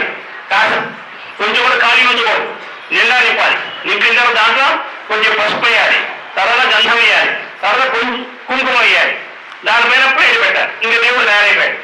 మీరు ఆ ప్రక్రియ ఎంతవరకు కూడా దాన్ని కదిలించుకోడు, దాంట్లో నీళ్లు మార్చకూడదు. మీరు మార్చాలి అనుకుంటే వారానికి 3 రోజులు మార్చండి, 10 రోజులు 3 రోజులు మార్చాలి, కానీ రోజు మార్చకూడదు. కనీసం 20 రోజులు మార్చకపోయినా చెంబు పాడైపోదు, నీళ్లు పాడైపోదు. పాడైపోతాయి అనుకుంటే మెల్ల వాటర్ పోసుకోవాలి, పాడైపోదు. కాబట్టి అయ్యే దానికి అభివృద్ధి చేయాల్సిన ప్రక్రియ మూత్రపిండాల ఇబ్బందులు, అంటే ఇన్ఫెక్షన్ ఉండొచ్చు, మూత్రం ఎక్కువ రావచ్చు, రాకపోవచ్చు, ఇట్లాంటివన్నీ. అలాంటప్పుడు ఏం కావాలి, మనకి ఒక ఎర్రటి గుడ్డతోటి తయారు చేసిన ఒత్తులు కావాలి. ఎర్రటి గుడ్డ అంటే మనం బాగా కొనుక్కోకదా, ఇవాళ అందరికీ పెట్టుబడి చేయడానికి బుక్కలు ఉంటాయి, జాకెట్ బుక్కలు ఉంటాయి. ఈ జాకెట్ బుక్కలు మీరు కుట్టుకోరు, వేరే వాళ్ళు కుట్టుకోవడానికి ఎవరు, మళ్ళీ అది పెట్టుబడి తిరుగుతూ ఉంటాయి. అట్లాంటి బుక్కలో ఎర్రటి జాకెట్ బుక్క తీసుకోవాలి, దాన్ని కత్తిరించాలి చిన్న పీలికలుగా, దాంట్లో ఒత్తులు చేసుకోవాలి. ఈ ఒత్తులన్నింటినీ ముందు రోజు ఆ విధంగా నానబెట్టాలి. ఒత్తులు తయారైపోయాయి. మట్టి ప్రమిద ఒకటి కావాలి, పెద్ద మట్టి ముగ్గురు కావాలి. ఇప్పుడు చేయాల్సిన ఏంటి, ఆ రాగి చెంబుకు అగరబత్తి చూపించడం, దాని మీద 5 తలపులు లేదా దండం పెట్టడం. తర్వాత ఈ ఎర్రటి ఒత్తితో ప్రమిదలు పెట్టాలి. ఆ ప్రమిదల ఒత్తిని వెలిగించాలి. వెలిగించిన తర్వాత ఆ ఎర్రటి ఒత్తి యొక్క దీపాన్ని 5 సార్లు చెంబుకు నైవేద్యం పెట్టాలి. నైవేద్యం అంటే 5 సార్లు చేసి చూపిస్తే కాదు, మళ్ళీ మంత్రం ఏం లేదు అక్కడ, ఏమీ అక్కడ ఆ చెంబుకు నైవేద్యం పెట్టేస్తే కాదు, అయిపోతుంది. దాని తర్వాత దాని పక్కన ఒక మట్టి ముగ్గుడు పక్కన ఒక పెద్ద గిన్నె, దాని మీద నీళ్లు, దాంట్లో పెద్ద గరిట, చెంబు దండం పెట్టడం, చెంపలు వేసుకోవడం, ఒక గుంజి తీయడం, ఒక గరిట నీళ్లు మూగుళ్ళో పోయడం, మళ్ళీ చెంబుకు నమస్కారం, చెంపలు వేసుకోవాలి, ఒక గుంజి తీయాలి, మళ్ళీ ఒక గరిట నీళ్లు మూగుళ్ళో పోయాలి. ఇట్లా 12 సార్లు పోయాలి. 12 సార్లు పోసిన మూగుళ్ళ నీళ్లు చెంబుకు నైవేద్యం పెట్టాలి. మూత్రపిండాల ఇబ్బందులు దాంట్లో అయిపోతాయి. రోజుకు ఒకసారి చేస్తారా, 5 సార్లు చేస్తారా, మీ ఇష్టం. ఈ 4 సార్లు చేసినా 5 సార్లు చేసినా చేయకూడదు అనుకోండి, చెంబులు కదిలించడం. దాని చెంబులు కదిలించకూడదు, ఆ నీళ్లు కలిపి ఇవ్వకూడదు, పారబోయకూడదు, అది అక్కడే ఉండాలి. ఆ పైన పుల్లు తీసేయండి, మళ్ళీ అక్కడ చూపించండి, మళ్ళీ 5 పుల్లు వేయండి, మళ్ళీ ఒక ఎర్రటి గుడ్డ ముగ్గుతో ఒత్తి వెలిగించండి, దాన్ని మళ్ళీ చెంబుకు నైవేద్యం పెట్టండి, మళ్ళీ పెద్ద గిన్నె నీళ్లు, ఒక మట్టి ముగ్గురు, దాని మీద మళ్ళీ చెంబుకు దండం పెట్టాలి, చెంబలు వేసుకోవాలి, గుజ్జి తీయాలి, మళ్ళీ 2 నీళ్లు పోయాలి. అట్లా 12 సార్లు. రోజుకి 8 సార్లు చేస్తే ఆ మూత్రపిండాలకు సంబంధించిన సమస్య తగ్గిపోతుంది. మూత్రపిండాలకు సంబంధించిన రెండో సమస్య ఏంటి, మూత్రపిండాల్లో రాళ్ళు. మూత్రపిండాల్లో రాళ్ళు అన్నా కూడా ఇదే ప్రక్రియ. ఈ ప్రక్రియ చేస్తే రాళ్ళు నిజంగా కరిగి బయటకు వస్తాయి. తర్వాత మూత్రపిండాలకు సంబంధించిన ఇంకోటి, ఇది వెరికోస్ వీన్స్ అంటారు. రక్తనాళాలు ఉగ్గుతాయి. మరి మాటల్లో అదృష్టమో ఏమో తెలియదు కానీ మాటల్లో అంతా వెరికోస్ వీన్స్ వాళ్ళు చాలా మంది వచ్చారు. సుమారుగా 20-30 మంది వచ్చారు. 5 రోజుల ఇంకా వచ్చేవాళ్ళ సంఖ్య తగ్గిపోయింది. మరి వాళ్ళు తగ్గిందని అనుకోవాలో ఏమో మనకు తెలియదు. 2వ రోజుకే తగ్గిన వాళ్ళు బాగా కనపడ్డారు. ఈ వెరికోస్ వీన్స్కి ఏం చేయాలి, ఇవన్నీ వీటితో పాటుగా ఎండు ఖర్జూరం కావాలి. ఎండు ఖర్జూరం తెచ్చుకొని దాని ముందు ఒక రాయితో చెత్త కొట్టాలి. దాంట్లో గింజ బయటకు వస్తుంది. బయటకు వచ్చిందో గింజ తీయాలి. అప్పుడు అదే రాయితో గట్టిగా చెత్త కొట్టాలి. అది నేలకు అతుక్కుపోతుంది. అది అతుక్కుపోయిందో చెత్త కొట్టాలి. అప్పుడు దాన్ని తీయాలి. దాన్ని చిన్న కప్పులో వేసుకోవాలి. దాని మీద చెంచా నీళ్లు వేయాలి. ఇవన్నీ కూడా మనం ప్రక్రియ చేయడం ముందు 2 గంటల ముందు తయారు చేయాలి. అంటే రోజులో మనం వెరికోస్ వీన్స్ కొరకు 10 సార్లు చేయాలంటే 10 సార్లు సరిపోయే ఖర్జూరాలు చెత్త కొట్టి దాన్ని 2 గంటలు నానిన తర్వాత అప్పుడు మనం ప్రక్రియ మొదలుపెట్టాలి. దానికి వెళ్ళి రాగి చెంబు సిద్ధం చేసుకోవడం, దానికి ఒక అగరబత్తి చూపించడం, 5 తలుపులు వేయడం, తర్వాత ఎర్రగుడిలో ఒత్తి తయారు చేయడం, ఆవు నెయ్యి ఉంచడం, దీపం వెలిగించడం, దానికి రాగి చెంబు నైవేద్యం పెట్టడం, మళ్ళీ మట్టి ముగ్గులు, రాగి నమస్కారం, చెంపలేసుకోవడం, ముంజి తీయడం, ఒక గంట ముగ్గుల్లో పోయడం, అట్లా 12 సార్లు ఇవి కూడా నైవేద్యం పెట్టడం. దీని తర్వాత చెత్తకొట్టిన ఖర్జూర పండు నానబెట్టింది ఎండు ఖర్జూరం అది తీసుకోవడం, అది కూడా చెంపుగా నైవేద్యం పెట్టడం, ఇదేమో తినేయాలి. ఇలా మనం ఎన్ని ఎక్కువ పళ్ళు ఆడుకుని నైవేద్యం పెడితే అంత ఫలితంగా రేపు తగ్గిపోతుంది. ఇది వెరికోస్ మీల్స్కి. ఇక మూత్రపిండాల్సిన ఇంకేమున్నాయి చేసిన వాటిలో క్రియాటినైన్. క్రియాటినైన్ అనేది మాత్రం జాగ్రత్త వినండి, కొంచెం కేర్ఫుల్గా చేయాలి, జాగ్రత్తగా చేయాలి. క్రియాటినైన్ ఇప్పుడు చెప్పే వైద్య శాస్త్ర ప్రకారం 1 గ్రాము కన్నా తక్కువ ఉండటం మంచిది.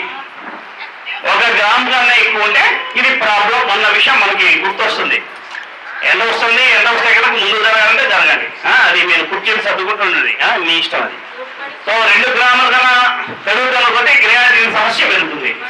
క్రియాటిన్ కనుక 10 గ్రాములు పెరిగింది, 12 గ్రాములు పెరిగిందంటే మాత్రం మూత్రపిండాలకు డయాలసిస్కి వెళ్ళాలంటారు. ఒక్కసారి డయాలసిస్ కనుక వెళితే ఇంకా వెళ్ళినట్లే, దాని లెక్కది. దీనికి చేయాల్సింది అంటే ఇందులో చేసిన మూత్రపిండాలు ఖర్జూర పండు లేకుండా ఎండు ఖర్జూరంతో చేసిందేమో గ్లూకోజ్ మీల్స్కి, ఇవి లేకుండా చేసిందేమో ఎండు ఖర్జూరం లేకుండా ఎర్రగుడ్డతో ఒత్తి తయారు చేసిన నైవేద్యం పెట్టేది మూత్రపిండాలకి. ఆ ప్రక్రియ చేసిన తర్వాత పెసరపప్పు అవి నానబెట్టుకోవాలి. ఒక 2 పిడికిల పెసరపప్పు తీసుకోవడం, నానబెట్టుకోవడం, బాగా నానిన తర్వాత 2 చెంచాల పెసరపప్పు తీసుకోవడం, ఒక చిన్న కప్పులు వేయడం, దాని మీద చిన్న బెల్లం ముక్క పెట్టి రాముడి వారికి నైవేద్యం పెట్టాలి, సీతారామ నైవేద్యం పెట్టాలి. ఆ 2 చెంచాల వడపప్పు తినేయాలి. మనం 2 చెంచాలు తినడం కష్టమంటే 1 చెంచా వడపప్పు, దాని దగ్గరగా చిన్న బెల్లం ముక్క నైవేద్యం పెట్టాలి, తినాలి. ఇప్పుడు మూత్రపిండాలకు సంబంధించి రాగి చెంబు మనం ఒకసారి ప్రక్రియ చేశాయి, ఎవరికి క్రియాటినైన్ వాళ్ళకి, వాళ్ళు ఒకసారి ప్రక్రియ చేస్తే 3 సార్లు రామువారికి వడపప్పు నైవేద్యం పెట్టి తినాలి, మళ్ళీ ఇంకోసారి చేయాలి, మళ్ళీ 3 సార్లు. ఇలాగా ఇది మనం ఎన్ని ఎక్కువసార్లు చేసుకుంటే అంత ఫలితంగా రిజల్ట్. మనం చాలా కష్టపడితే రోజుకు 8 సార్లు చేస్తే 10 రోజుల్లో క్రియాటినైన్ 2 గ్రాములు అవుతుంది. 2 గ్రాములు 3 గ్రాములు దాని లెక్క. అంటే ఇది మీద ఇంకో మార్గం లేదు, ఇంకో మార్గం డయాలసిస్. ఒకసారి వెళ్ళామా వెళ్ళినట్టే. కాబట్టి చాలా శ్రద్ధగా చేయాలి. ఇంత క్రియాటినైన్ వచ్చిన మనిషి ఇన్నిసార్లు చేయడం కష్టం కాబట్టి ఏర్పాట్లన్నీ మనం చేయాలి. రాజేష్ చేయడం, బొత్తి సిద్ధం చేయడం, వెలిగించుంచడం, ఆయన పని చేసి ఉంచడమే. వడపప్పు నానబెట్టడం, వడపప్పు తీసి పెట్టడం, దాంట్లో బెల్లముక్క పెట్టడం, ఆయన చేసి చేయి చూపించడం, తినేయడం. వడపప్పు 10 సార్లు తిన్నందువల్ల అన్నం తక్కువ తినచ్చు, నష్టం లేదు. ఇవి తక్కువ అన్నం తక్కువ తింటున్నారని నీరసం అనేటువంటి భావం అక్కర్లేదు. ఇవి తక్కువ, అవి అన్నం తక్కువ తిన్నా ఇది ఎక్కువ తింటే క్రియాటిన్ తగ్గుతుంది. ఇది మూత్రపిండాలకు సంబంధించిన సమస్యలండి.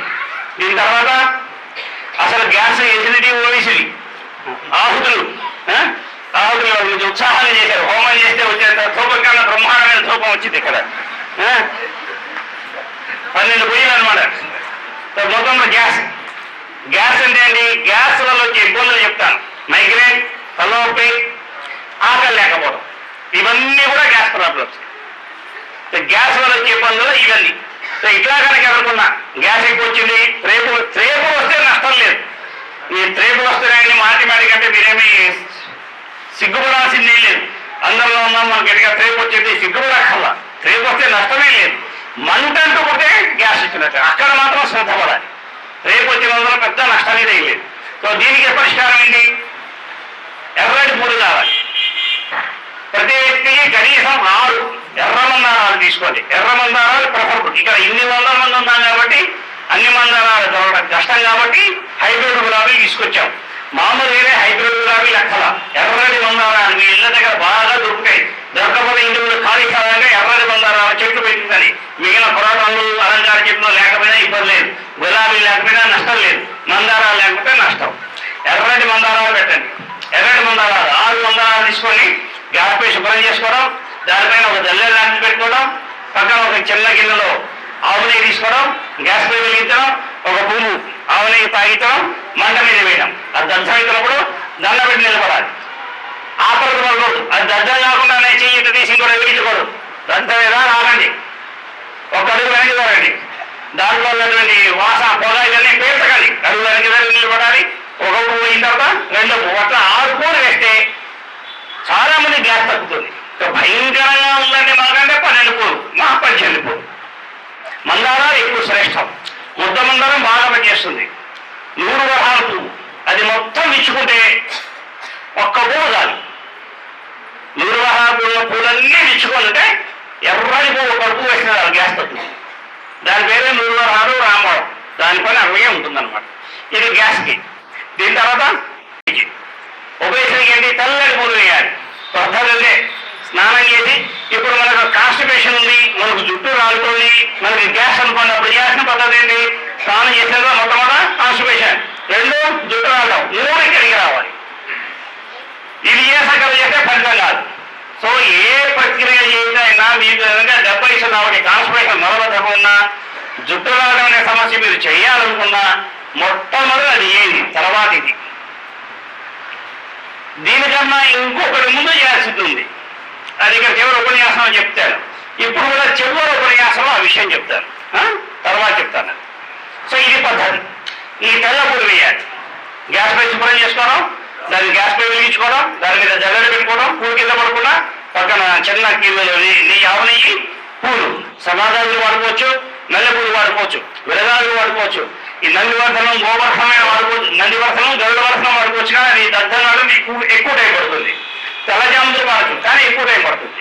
అందుకన్నా సన్నజాజులు, విరగాజులు, మల్లెపూలు ఇవైతే తొందరగా అయిపోతాయి. మల్లెపూలు తీసుకోవడం, దాన్ని ఆవు నీళ్ళు తాగించడం, ఆ మంట మీద వేయడం, అది అర్థం అయ్యాక దాన్ని పెట్టి నిలబడి. బ్రాహ్మణులు అయితే 8 పూలు వేయాలి, 11 పూలు. క్షత్రియులు 8 పూలు, వైశ్యులు 7 పూలు, మిగిలిన వాళ్ళందరూ 4 పూలు. ఒక రౌండ్ 11 పూలు వేసిన తర్వాత చేతులు తడి చేసుకోవాలి, కళ్ళు తుడుచుకోవాలి, చెవులు తుడుచుకోవాలి, మళ్ళీ 11. నేను 7 పూలు వేసిన తర్వాత చేతులు తడి చేసుకోవడం, కళ్ళు తుడుచుకోవడం, చెవులు తుడుచుకోవడం, మళ్ళీ 7 పూలు. ఇట్లా రోజు మొత్తం మీద మనం లావు తగ్గాలనుకుంటే, ఎంతగా తగ్గాలనుకుంటే అన్ని పూలు వేయాలి. అయితే చేసిన తర్వాత ప్రారంభంలో మీరు లావు తగ్గరు, కానీ శరీరం తేలిక అవుతుంది. 10 రోజులు శరీరం తేలిక అవుతుంది. ఇంకో 10 రోజులు చేస్తే అప్పుడు తగ్గుతారు, లావు తగ్గుతారు. ఇంకొక 4 రోజులు చేస్తే మీ శరీరం ఇంకా తగ్గుతుంది.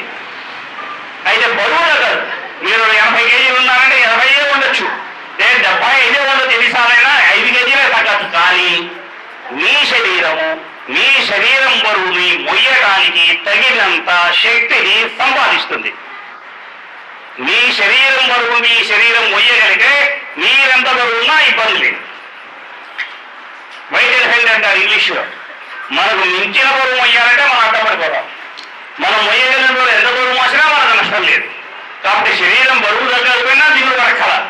శరీరం మొత్తం కూడా ఒక చక్కటి ఆకృతిలోకి వస్తుంది. It will be frame in correct position. Excess ఎక్కడెక్కడైతే కండరాలు ఉంటాయో, ఫ్యాట్ ఉంటుంది, అవన్నీ కూడా సర్దుకుపోతాయి శరీరంలో. కానీ శరీరం సన్నపడుతుంది, మీరు యాక్టివ్గా మీ పనులు చేసుకోగలుగుతారు. బరువు దగ్గర బాధ మాత్రం అక్కర్లా. తగ్గకపోవచ్చు. తగ్గుతున్నా నేను హామీ ఇవ్వలేను. తగ్గిన వాళ్ళు ఉంటారు, తగ్గకపోయినా తగ్గకపోవచ్చు. కానీ మీరు మాత్రం యాక్టివ్గా ఉంటారు. మీ బరువు మీ శరీరం మోస్తుంది. అందువల్ల మీ పనులన్నీ మీరు చేసుకోగలుగుతారు. ఇది దేనికి? ఒబేసిటీ, ఊబకాయం. ఆహుతులు 3 అయిపోయినాయా? ఇందాక లివర్ అయిపోయింది, ఒబేసిటీ, ఊబకాయం. దీని తర్వాత శ్రీరాముడు. చాలా మందికి ఉన్నటువంటి సమస్యలు అంటే నిద్ర పడకపోవడం, శరీరం విపరీతమైన వేడి. ఈ శరీరం విపరీతమైన వేడి పడడానికి కారణం ఏంటంటే మన మెటబాలిజంలో మార్పు వస్తుంది. మన తినే పదార్థాలు ఒక రోజు ఇక్కడ తింటాం, ఇంకో రోజు ఎక్కడ తింటాం, ఇంకో రోజు ఎక్కడ తింటాం. తిన్నటువంటి పదార్థాలు మారుతాయి, వండిన రుచులు మారుతాయి, దాంతో వాడిన పదార్థాలు మారుతాయి, నీళ్లు మారుతాయి. వీటన్నిటి వల్ల శరీరంలో ఒక ఉష్ణోగ్రత పెరుగుతుంది. దానివల్ల నిద్రపడదు. అట్లా శరీరంలో వేడి పెరిగినా, నిద్రపడకపోయినా, ఏదో చిన్న చిన్న ఎలర్జీస్, స్కిన్ ఎలర్జీస్ ఇట్లాంటివి వచ్చినా కూడా దానికి రాముల వారికి పానకం నైవేద్యం పెట్టాలి. పానకం అంటే ఎట్లా తయారు చేయాలి?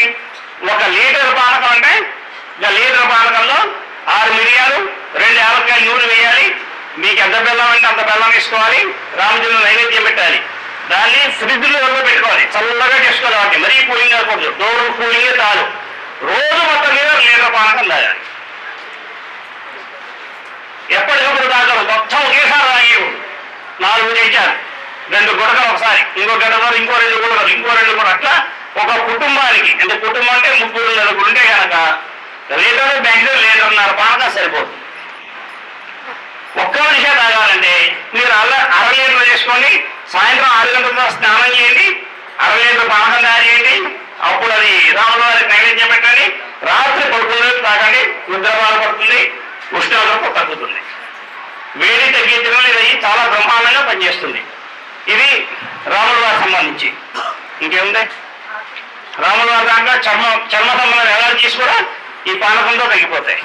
ఇంకా అసలైన ఇంకో విషయం మధ్యలో ఇవాళ 70% మహిళలు, 70% of the urban folk women folk, 80% of the rural women folk, వీళ్ళందరికీ కూడా 80% మంది గ్రామీణ మహిళలు, 70% మంది పట్టణ మహిళలు, వీళ్ళకి రక్తం లేదు ఇవాళ.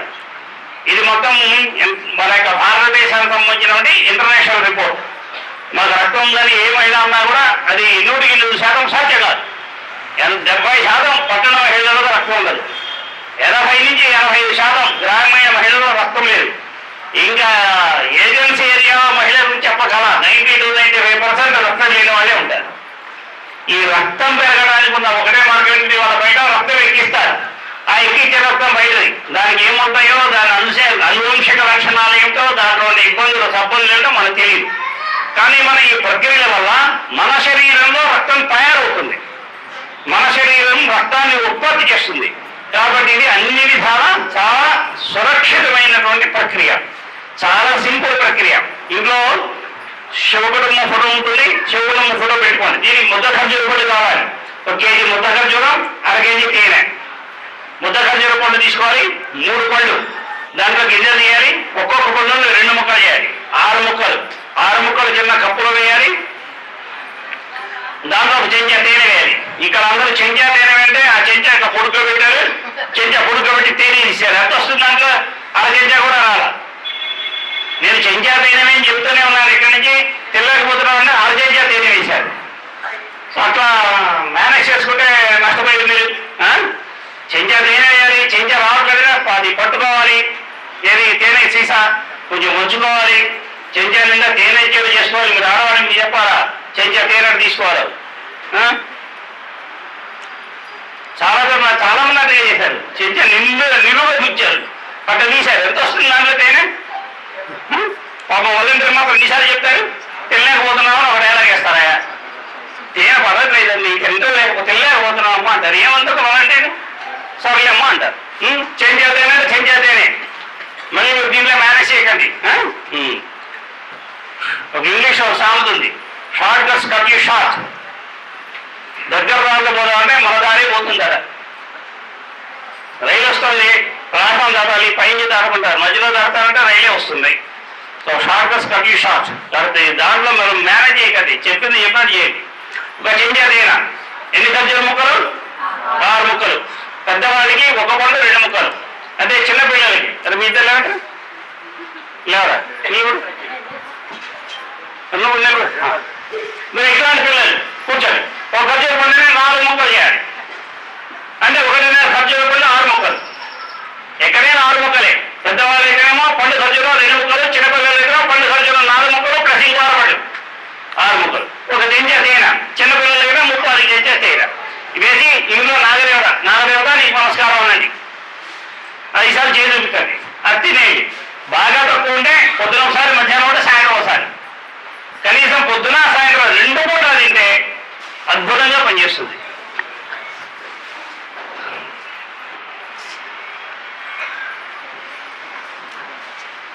అలా ఇప్పుడు కూడా సినిమా చూసా?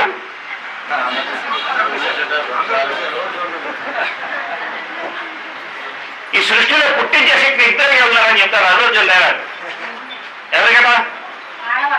1 2 అది వెనకాల నుంచి దగ్గర బాగుంది. పుట్టించే శక్తి ఉన్న వాళ్ళు ఇద్దరే కదా, ఒకళ్ళు భూమాత, 2 మహిళలు. మరి పుట్టించే శక్తి మహిళలకి ఎట్లా వచ్చింది? మహిళలకి ప్రతి నెల వచ్చేటువంటి నెలసరి, ఆ సమయంలో కనుక మీకు ఆ 3 రోజులు బాగా రక్తం ఎక్కువ పోతే you will become more energetic. మీ దరిద్రం అంతా పోయినట్టే. అంత రక్తం ఎక్కువ పోవాలంటే మీ దగ్గర రక్తం ఉండాలి. మీకు 14 గ్రాముల హిమోగ్లోబిన్ ఉండాల్సిందే. ఉండట్లేదు కాబట్టి 12 13 ఒప్పేసుకుంటున్నాం మేము. 11 బాగుందని చెప్తారు డాక్టర్లు కూడా. పురుషుడికైతే 18 గ్రాములు, మహిళలకైతే 14 గ్రాములు మామూలుగా పారామీటర్స్ అవి. 11 గ్రాములు అంటే అప్పుడు చాలా బాగున్నాము మీకు అంటే అదంటే అంత ఉన్నవాళ్ళు కూడా లేదు, 7, 8, 9తో ఉంటారనమాట. కాళ్ళు పగిలని క్రీము రాసుకుంటారే, ఆ కాళ్ళ పగుతున్నాయని క్రీము రాసుకునే బదులు రక్తం పెంచుకున్నట్టు చేయండి, కాళ్ళు పగులు ఆగిపోతాయి. కాళ్ళు పగులుతున్నాయి, వేరే యొక్క చిగుళ్ళు పగులుతున్నాయి, ఏదైనా కొసలు పగులుతున్నాయి అంటే రక్తం లేకపోవడం ఉంటుంది.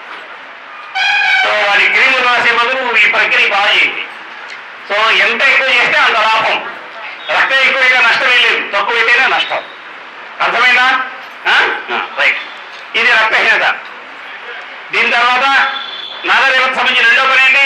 విటమిన్ లోపం. ఇక్కడేమో సున్నంలో తయారు చేసి మేము ఇచ్చేసాం. విటమిన్ల లోపం వల్ల జరిగేది ఏంటి? తొడలు నొప్పులు పుడుతుంటాయి. పిక్క కండరాలు, ఇంగ్లీష్ లో కావ్స్ అంటారు, పిక్క కండరాలు నొప్పులు పుడుతుంటాయి.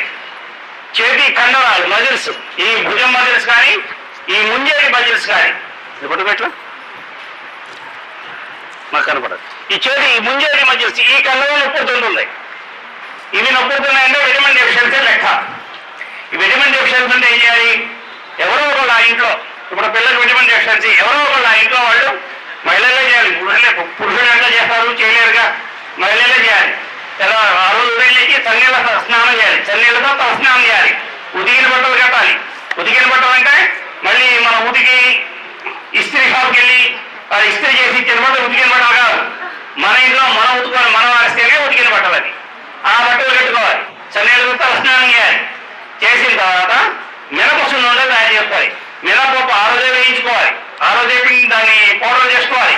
బెల్లం తెచ్చుకోవాలి, నెయ్యి కాదు పెట్టుకోవాలి. ఈ పౌడర్ బెల్లంతో సున్నుండలు తయారు చేయాలి. సున్నుండలు తయారు చేసి 20-30 సున్నుండలు తయారు చేయాలి. ఇంట్లో నాగరికతకి నైవేద్యం పెట్టాలి. ఆ రోజు ఎవరైతే సున్నుండలు తయారు చేస్తారో వాళ్ళు మధ్యాహ్నం 3 గంటల భోజనం చేయకూడదు. పడుదలతో పాలు తాగొచ్చు, టిఫిన్ చేయొద్దు. 3 గంటలు భోజనం చేయండి. నైవేద్యం పెట్టిన తర్వాత మధ్యాహ్నం 3 గంటలకు భోజనం చేయండి. ఈ సున్నుండల్ని ఇప్పుడు మీరు తిన్నారు కానీ రాత్రి కూడా పడుకోపోయింది ఒక్క సున్నుండ తినండి. అది పగలు తింటే పని చేయండి. రాత్రి పడుకోపోయింది అది తింటా, కాస్త నీళ్ళు తాగడం, పడుకో.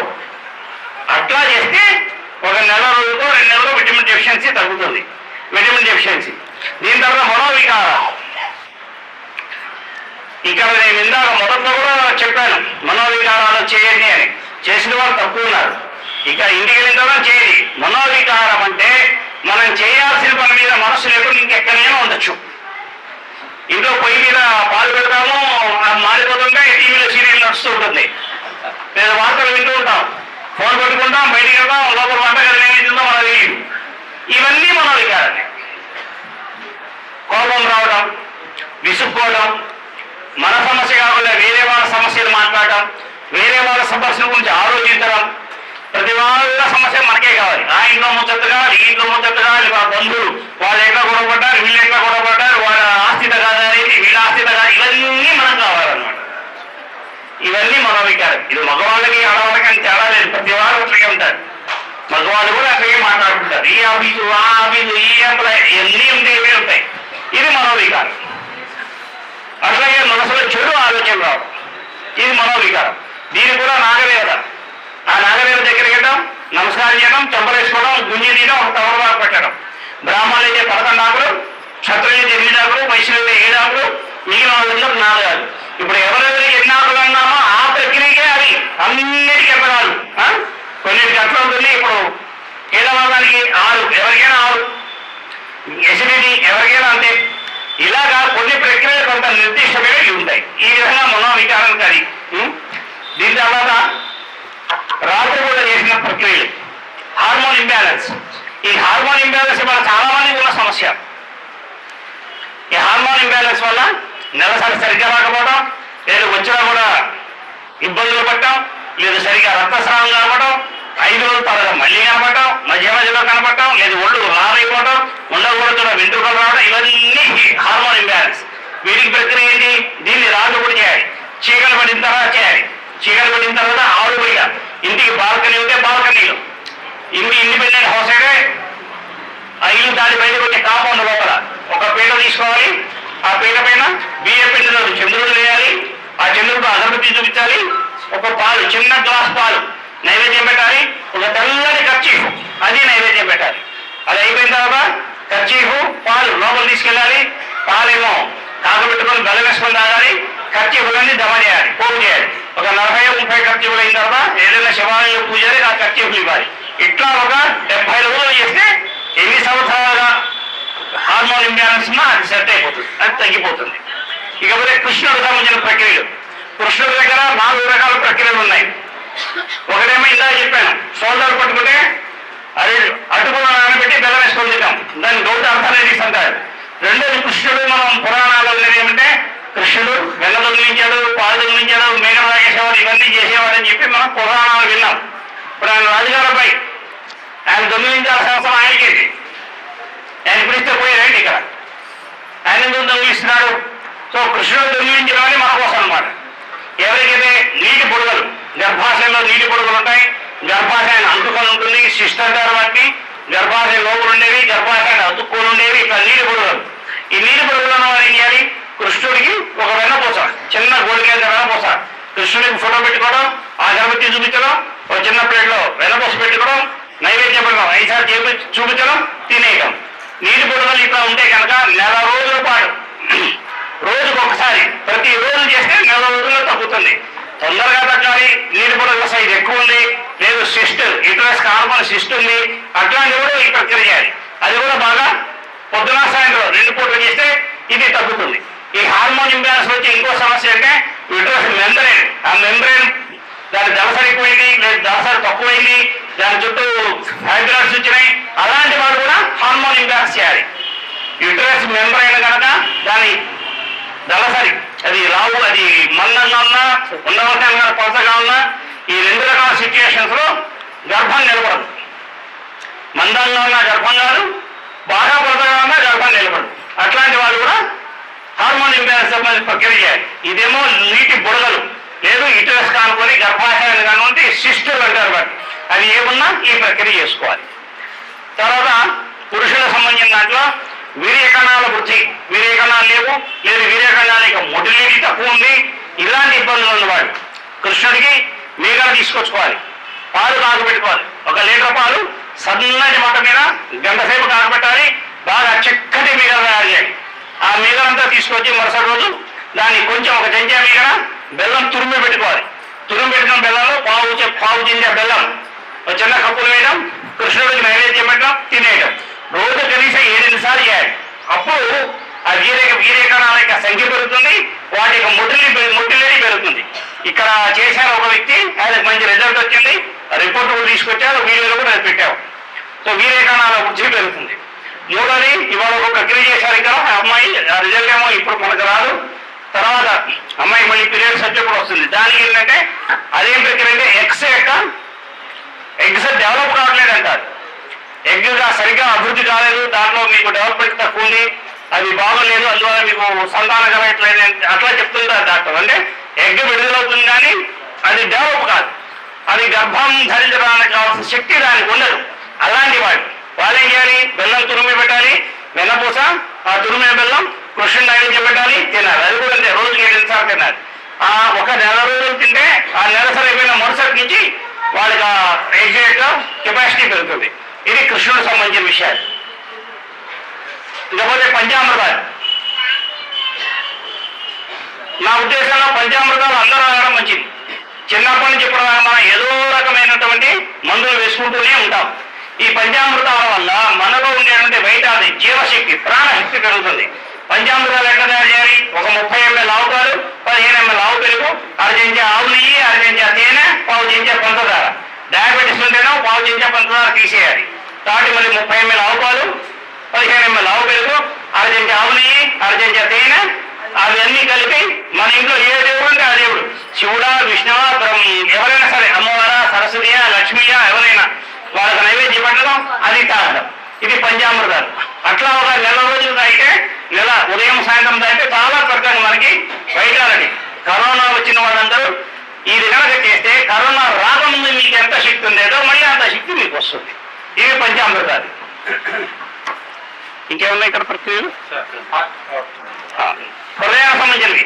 హృదయానికి సంబంధించిన దాంట్లో 4 ప్రక్రియలు, 4 సమస్యలు ఉంటాయి. హృదయం యొక్క సమస్యలు 4. ఒకటండి హృదయం బలహీనంగా ఉందంటారు, కొంతమంది హృదయం బీట్ ఎక్కువ ఉందండి అంటారు, ఒకటేమో పల్స్ రేట్ బాగా తక్కువ ఉందండి, పల్స్ రేట్ ఎక్కువ, పల్స్ రేట్ తక్కువ, హృదయం వీక్. 4 స్టంట్. దీనికి సంబంధించిన ప్రక్రియ. దీనికి ఏం చేయాలి? ఒక విరాట్ పురుషుడు యొక్క ఫోటో తెచ్చుకోవాలి. విశ్వరూపం ఫోటో ఉంటుంది కదా, భగవద్గీత కదా, ఆ ఫోటో తెచ్చుకోవాలి. మెగ్నీషియం తీగ. నాకు తెలిసి ఇప్పుడు విజయవాడలో ఒక చోట అమ్ముతున్నారు. అక్కడ ల్యాబొరేటరీ సామాన్లు అమ్ముతారు. వాళ్ళని అడిగే మీరు పోస్టులో పంపిస్తారు. దాని నెంబర్ ఇక్కడ ఉన్న వాళ్ళ కార్యకర్తల దగ్గర ఉన్నది. వాళ్ళని అడగండి అవసరమైన వాడు.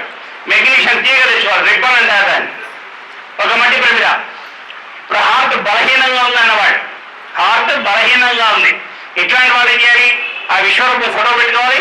దాని ముందు మట్టి ప్రమిద, ఆ ప్రమిద మీద ఈ మెగ్నీషియం రిబ్బన్, చిన్న చిన్న ముక్కలు, ఇంత ముక్కలు చేయాలి, 5-6 ముక్కలు దాంట్లో పడేయాలి. తర్వాత ఒక పొడుగు ముక్క చేయాలి. ఈ పొడుగు ముక్క అగ్గిపెట్టి అంటుకోదు, లేదు ఒట్టికి అంటుకోలేదు. లైటర్స్ ఉంటాయి, ఆ లైటర్ తెచ్చుకోండి. లైటర్కి చేస్తే ఇది అంటుకుంటుంది, లేదు గ్యాస్ స్టవ్ అంటుకుంటుంది. ఆ 1.5 అంగుళాల ముక్కని అందించి ఈ చిన్న చిన్న ముక్కలు మట్టి ప్రమిదలో వేయాలి.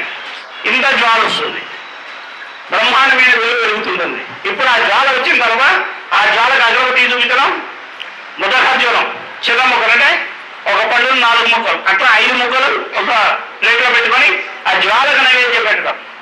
ఫోటోకు చూపించకూడదు. జ్వాలకు అగరబత్తి, జ్వాలకు నైవేద్యం పెట్టడం, అది తినేయడం. ఇది ఎవరికి? హార్ట్ బలహీనంగా ఉందన్న వాడికి. ఇవాళ ఎవరో ఉన్నారు ఇక్కడ హార్ట్ బలహీనంగా ఉందని వాడు వచ్చారు, రిపోర్ట్ ఇచ్చారు. ఇంతకుముందు నడవాలంటే కూడా చాలా కష్టంగా ఉందండి, నడవలేకపోయాదని. ఇప్పుడు ఈ ప్రక్రియ చేసిన తర్వాత నేను నడవగలుగుతున్నాను, నాకు ఆయాసం రావట్లేదు అని చెప్పారు ఎవరో ఒకళ్ళు. ఉన్నారా ఇక్కడ? ఉన్నా నేను లేస్తారా? ఎవరైనా ఉంటే సంకోచిస్తారా? సరే. ఇది దీని తర్వాత ఏంటి? హార్ట్ పల్స్ రేట్ తక్కువ ఉందన్నవాడు. పల్స్ రేట్ హార్ట్ బలంగా కొట్టుకోవట్లేదు, పంపింగ్ తక్కువ ఉందన్నవాడు. వాళ్ళేం చేయాలి? ఈ జ్వాల వెలిగించాలి. ఆ జ్వాల దగ్గర ఒక 5 ఎర్రటి పూలు జ్వాల కనుక వేసి నమస్కారం చేయాలి. దాని తర్వాత మళ్ళీ ఈ ముదఖర్జూరం 5 ముక్కలు, జ్వాలకు అగరబత్తి, ఎర్రటి పూలు నమస్కారం, ఈ ముదఖర్జూరం నైవేద్యం పెట్టడం, తినేయడం. పల్స్ రేట్ బాగా ఎక్కువ ఉందన్నవాడు. హార్ట్ యొక్క పల్స్ రేట్ చాలా ఎక్కువ ఉంటుంది, దర అంటూనే ఉంటుంది అన్నమాట రోజంతా. వాళ్ళేం చేయాలి? జ్వాల తయారు చేయాలి. జ్వాలకు అగరబత్తి, 5 తెల్లపూలు జ్వాలలో వేయకూడదు, జ్వాల దగ్గర వేయాలి. తర్వాత మళ్ళీ ముదఖర్జూరం నైవేద్యం తినేయడం. దీని తర్వాత హార్ట్ స్టంట్ వేశారండి, మళ్ళీ అనుమానం ఉందండి అంటారు. అట్లాంటి వాళ్ళు ఏం చేయాలి? ముదఖర్జూరం, ఎండు ఖర్జూరం తీసుకోవాలి. వాడు ఎండు ఖర్జూరం తీసుకోవాలి, గింజ తీసేయడం, చెత్త కొట్టడం. దానిలో ఒక ఖర్జూరం, ఎండు ఖర్జూరం ఒకటి ఒక చిన్న ప్లేట్లో వేసి దాంట్లో చెంచా నీళ్ళు వేసి నానబెట్టాలి. నానబెట్టిన తర్వాత మళ్ళీ జ్వాల తయారు చేయాలి. ఏం జ్వాల? మెగ్నీషియం రిబ్బన్ జ్వాల. ఓపిక అయిపోయిందా? వినే శక్తి తగ్గిపోయింది, గుర్తుంది అట్లా. మెగ్నీషియం జ్వాల, మెగ్నీషియం ముక్కలు, చిన్న ముక్కలు ఇంకా 5-6, అంగుళన్నర ముక్క ఒకటి. అది కొవ్వొత్తితో అందుకుంటుందా? అందుకోడు. గ్యాస్తో కానీ లేదంటే కానీ అంటించాలి. అంటించి ఈ చిన్న ముక్కలకు అంటించాలి. అప్పుడు ఎంత జ్వాల వస్తుంది? ఇంతే ఉంటుంది జ్వాల. ఇంకా రాలేదేమో అని అనుకోదు, జ్వాల ఇంతే బ్రహ్మాండమైన వెలుగుతుంది.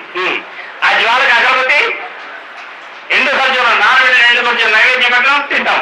దీనికి స్టంట్ ఉంటాయి. స్వస్తి. ఒక 2 నిమిషాలు గ్యాప్.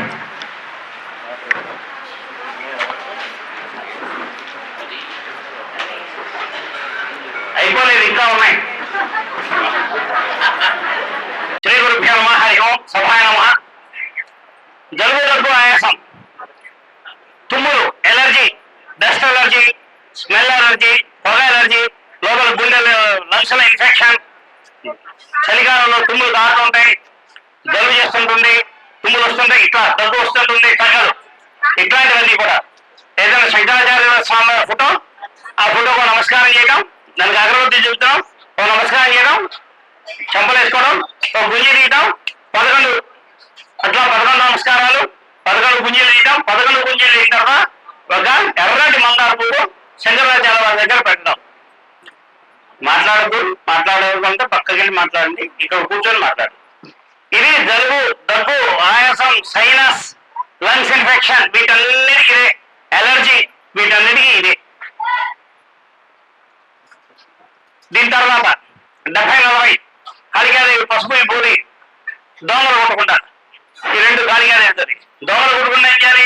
ఏదో వారానికి ఒక రోజు, సోమవారం మంగళవారం కాకుండా సోమవారం, బుధవారం, గురువారం, శనివారం, ఆదివారం వీటిని ఏదో ఒక రోజు ఇంట్లో కాళికాదేవి ఒక ఫోటో పెట్టుకోండి, దానికి అగరబత్తి చూపించండి, ఒక్కరికి 2 నైవేద్యం పెట్టండి, దండం పెట్టండి.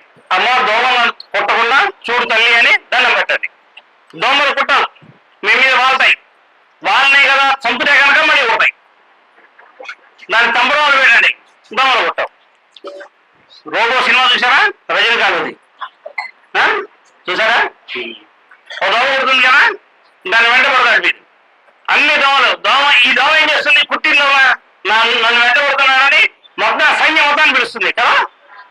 మీరు దోమ చంపారని మొత్తం దోమలు రియాక్ట్ అవుతాయి మీ మీద.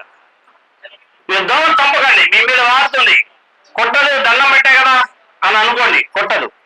వదిలించాడు వాళ్తే కనుక దోమ మిమ్మల్ని కొట్టదు. అట్లా వారానికి ఒక రోజు చేయండి, దోమలు మీ దగ్గర రావు. దోమలు కుట్టమన్నప్పటికీ ఏమైతుందో, ఇప్పుడు కుడతా ఏమో, కుడితే మలేరియా వస్తుందేమో, వైరల్ వస్తుందేమో అని ఆలోచించుకుంటే మళ్ళీ కుడతా బయటకు వస్తాయి. మనస్ఫూర్తిగా కుట్టాలనుకోండి, లోపల ఆలోటు బయట వ్యవహారం వేరు, ఆలోటు కూడా వేసుకోవద్దు. పడుకోండి, హ్యాపీగా నిద్రపడుతుంది ఈ దోమలు కొట్టకుండా. తర్వాత కాళికాదేవి దగ్గర పసుపు వేసి విభూతి వేసి వాళ్ళు ఇక్కడ ఇచ్చారు. మీ ఇళ్లలో మీ ఊళ్ళలో ఏదైనా కాళికాదేవి గుడి ఉంటే ఆ గుడి పూజారి గారితో మాట్లాడుకోండి. రాత్రిపూట ఆ పూజారి గారికి గుడి మూసే ముందు ఆవిడ పాదాల ముందు పసుపు వేయించండి. వీరభద్రులు లేకపోతే ఒక పాదం ముందు ఎడం పాదం వైపు పసుపు, కుడి పాదం వైపు విభూతి వేసి తీసుకొచ్చుకోండి. ఆ తీసుకొచ్చుకున్న విభూతి ఎన్ని పనులు చేస్తుందంటే, 1 చుండ్రు, పేరు ఉన్నాయి తలలో, ఈ పసుపు తీసుకోండి.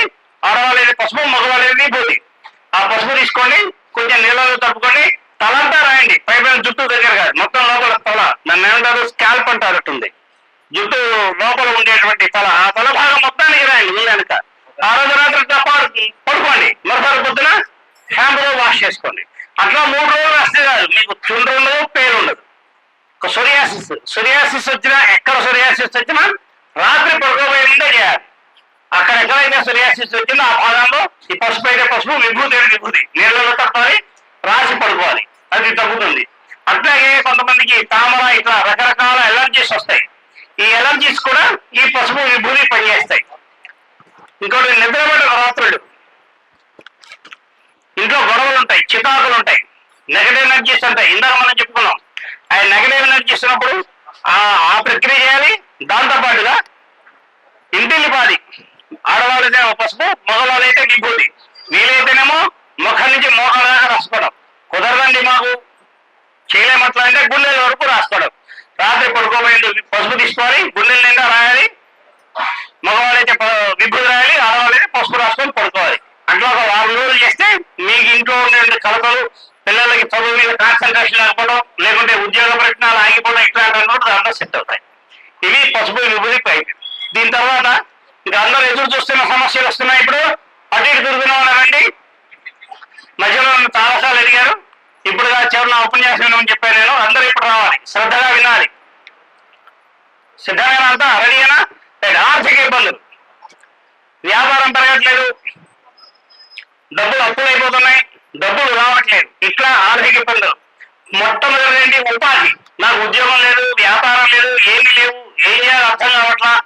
ఏదో వస్తే కానీ నేను బ్రతకలేను. ఏదో వ్యాపారం చేసా, డబ్బులు ఎండిపోయినాయి, ఆస్తులు ఎండిపోయినాయి, వాళ్ళు ఏం చేయని పరిస్థితులు ఉన్నా, 50 ఏళ్ళు 40 ఏళ్ళు ఏం చేస్తే నాకు లాభం? ఇది మొట్టమొదటి. అంటే జీవితంలో ఒక ఉపాధి లేదు, ఉద్యోగం లేదు. చిన్న వయసులో ఉద్యోగం రావట్లేదు, పెద్ద వయసులో ఉన్నది పోయింది, కొత్తగా రావట్లేదు. ఇట్లాంటి సమస్య ఉంటే దీనికి పూజ, తొట్టి పూజ చేయాలి. మీ ఇంట్లో ఇండివిజువల్ హౌస్ అయితేనేమో బయట, లేదా ఏదైనా బాల్కనీలో కాకపోతే పైన టెర్రాస్ మీద ఒక టబ్బు కొనుక్కొచ్చుకోండి, ప్లాస్టిక్ టబ్బు. అది లోతు 30 అడుగులున్నా సరిపోతుంది. వెడల్పు మాత్రం 3x3 లేకుంటే 3x4, ఎంత వీలైనంత వెడల్పు ఉంటే అంత వీలైనంత వెడల్పున్న తొట్టి కొనుక్కొచ్చుకోవాలి. ఆ టబ్బు శుభ్రంగా కడగాలి. దాన్ని బయట వైపు జాగ్రత్త పెట్టండి, వాళ్ళు వస్తారు. సరదాజులు వేయండి, మల్లెపూల మాల వేయండి, వాళ్ళందరూ వాళ్ళే భక్తులు వస్తారు. ఇంకా కొద్దిమంది ఉంటారు, రచయితలు ఉన్నారు, ఎవరన్నా రాసేవాళ్ళు, పాటలు రాసేవాడు, పద్యాలు రాసేవాడు, కవితలు రాసేవాడు, ఇట్లా రాసేవాడు, ఉపన్యాసాలు చెప్పేవాడు. వీళ్ళందరూ కూడా కొత్త కొత్త ఆలోచన రావాలనుకోండి, వాళ్ళు కూడా ఈ మల్లెపూల మాల వేయాలి, లేదు సన్నరాజు మాల వేయాలి. కొత్త ఆలోచన వస్తాయి దానివల్ల. ఇది రెండో ప్రక్రియ. ఇప్పుడు ఆదాయం ఒక మార్గం ఉంది, ఆదాయం పెరగాలి. దానికి ఏం చెప్పాను? తెల్లదేవతలు ఎన్ని, మల్లెపూలు ఎన్ని, సన్నరాజులు, విరజాజులు. అసలు దేవుడి దగ్గర పెట్టకూడని పూలు ఉన్నాయి, గులాబీలు. మీరు బజార్లో తిరిగే గులాబీలు మీరు తీసుకొచ్చి ఇంట్లో పెట్టారా, మీకు డబ్బులు పోతాయి.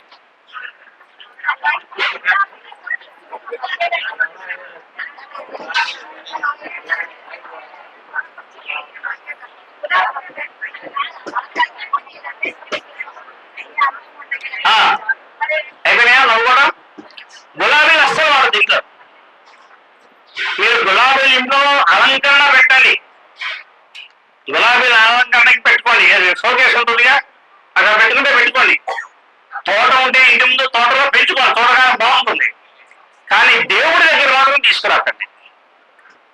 దేవుడి గదిలో మీరు ఒక్క గులాబీ పువ్వు పెట్టినా మనకి ఇబ్బంది. ఎవరైనా పరీక్ష చేస్తా అంటే చెప్తాను, చేసుకోవచ్చు. నెల రోజులు మీరు గులాబీ తీసుకురాకుండా పూజ చేసుకోండి. నెల రోజులు అయిన తర్వాత వరస 4 రోజులు గులాబీలు పెట్టండి. ఎవ్వరో ఒకరికి మేము డబ్బులు అడుగుతారు. లేదు కనీసం ఒక 10 మంది మీ ఇంటికి చెప్పకుండా అతిథులుగా వచ్చి కూర్చుంటారు. స్నేహితులు చుట్టాలు ఎవ్వరో ఒకళ్ళు. అది గులాబీల లెక్క. సో గులాబీలు అస్సలు ఇంట్లో తీసుకురావు. ఇది ఫస్ట్ మీరు గమనించుకోవాల్సిన మొట్టమొదటి విషయం. అయిపోయిందా? ఇంకా తర్వాతది డబ్బులు బాకీ మనకు రావాలి. మనం ఇచ్చాం, మనం తిరిగి రావట్లా, బాకీలు రావాలి. దీనికి ఒకటే ఒక మార్గం, ఇంకా రెండో మార్గం లేదు, ఒక్కటే ఒక మార్గం. కనకాంబరాలు వచ్చినప్పుడు కనకాంబరాల సీజన్లో 3 మూడుల కనకాంబరాల మాల మీ ఇంట్లో దేవుళ్ళకి, కొట్లో దేవుళ్ళకి వేయండి. అప్పుడు మీ బాకీల మీద తిరిగి వస్తాయి.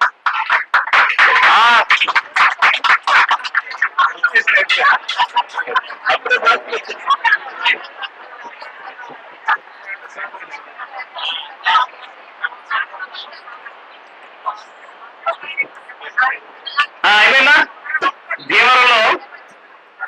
భీమవరంలో నాకు తెలిసిన ఆయన ఒక మంచి ఆయన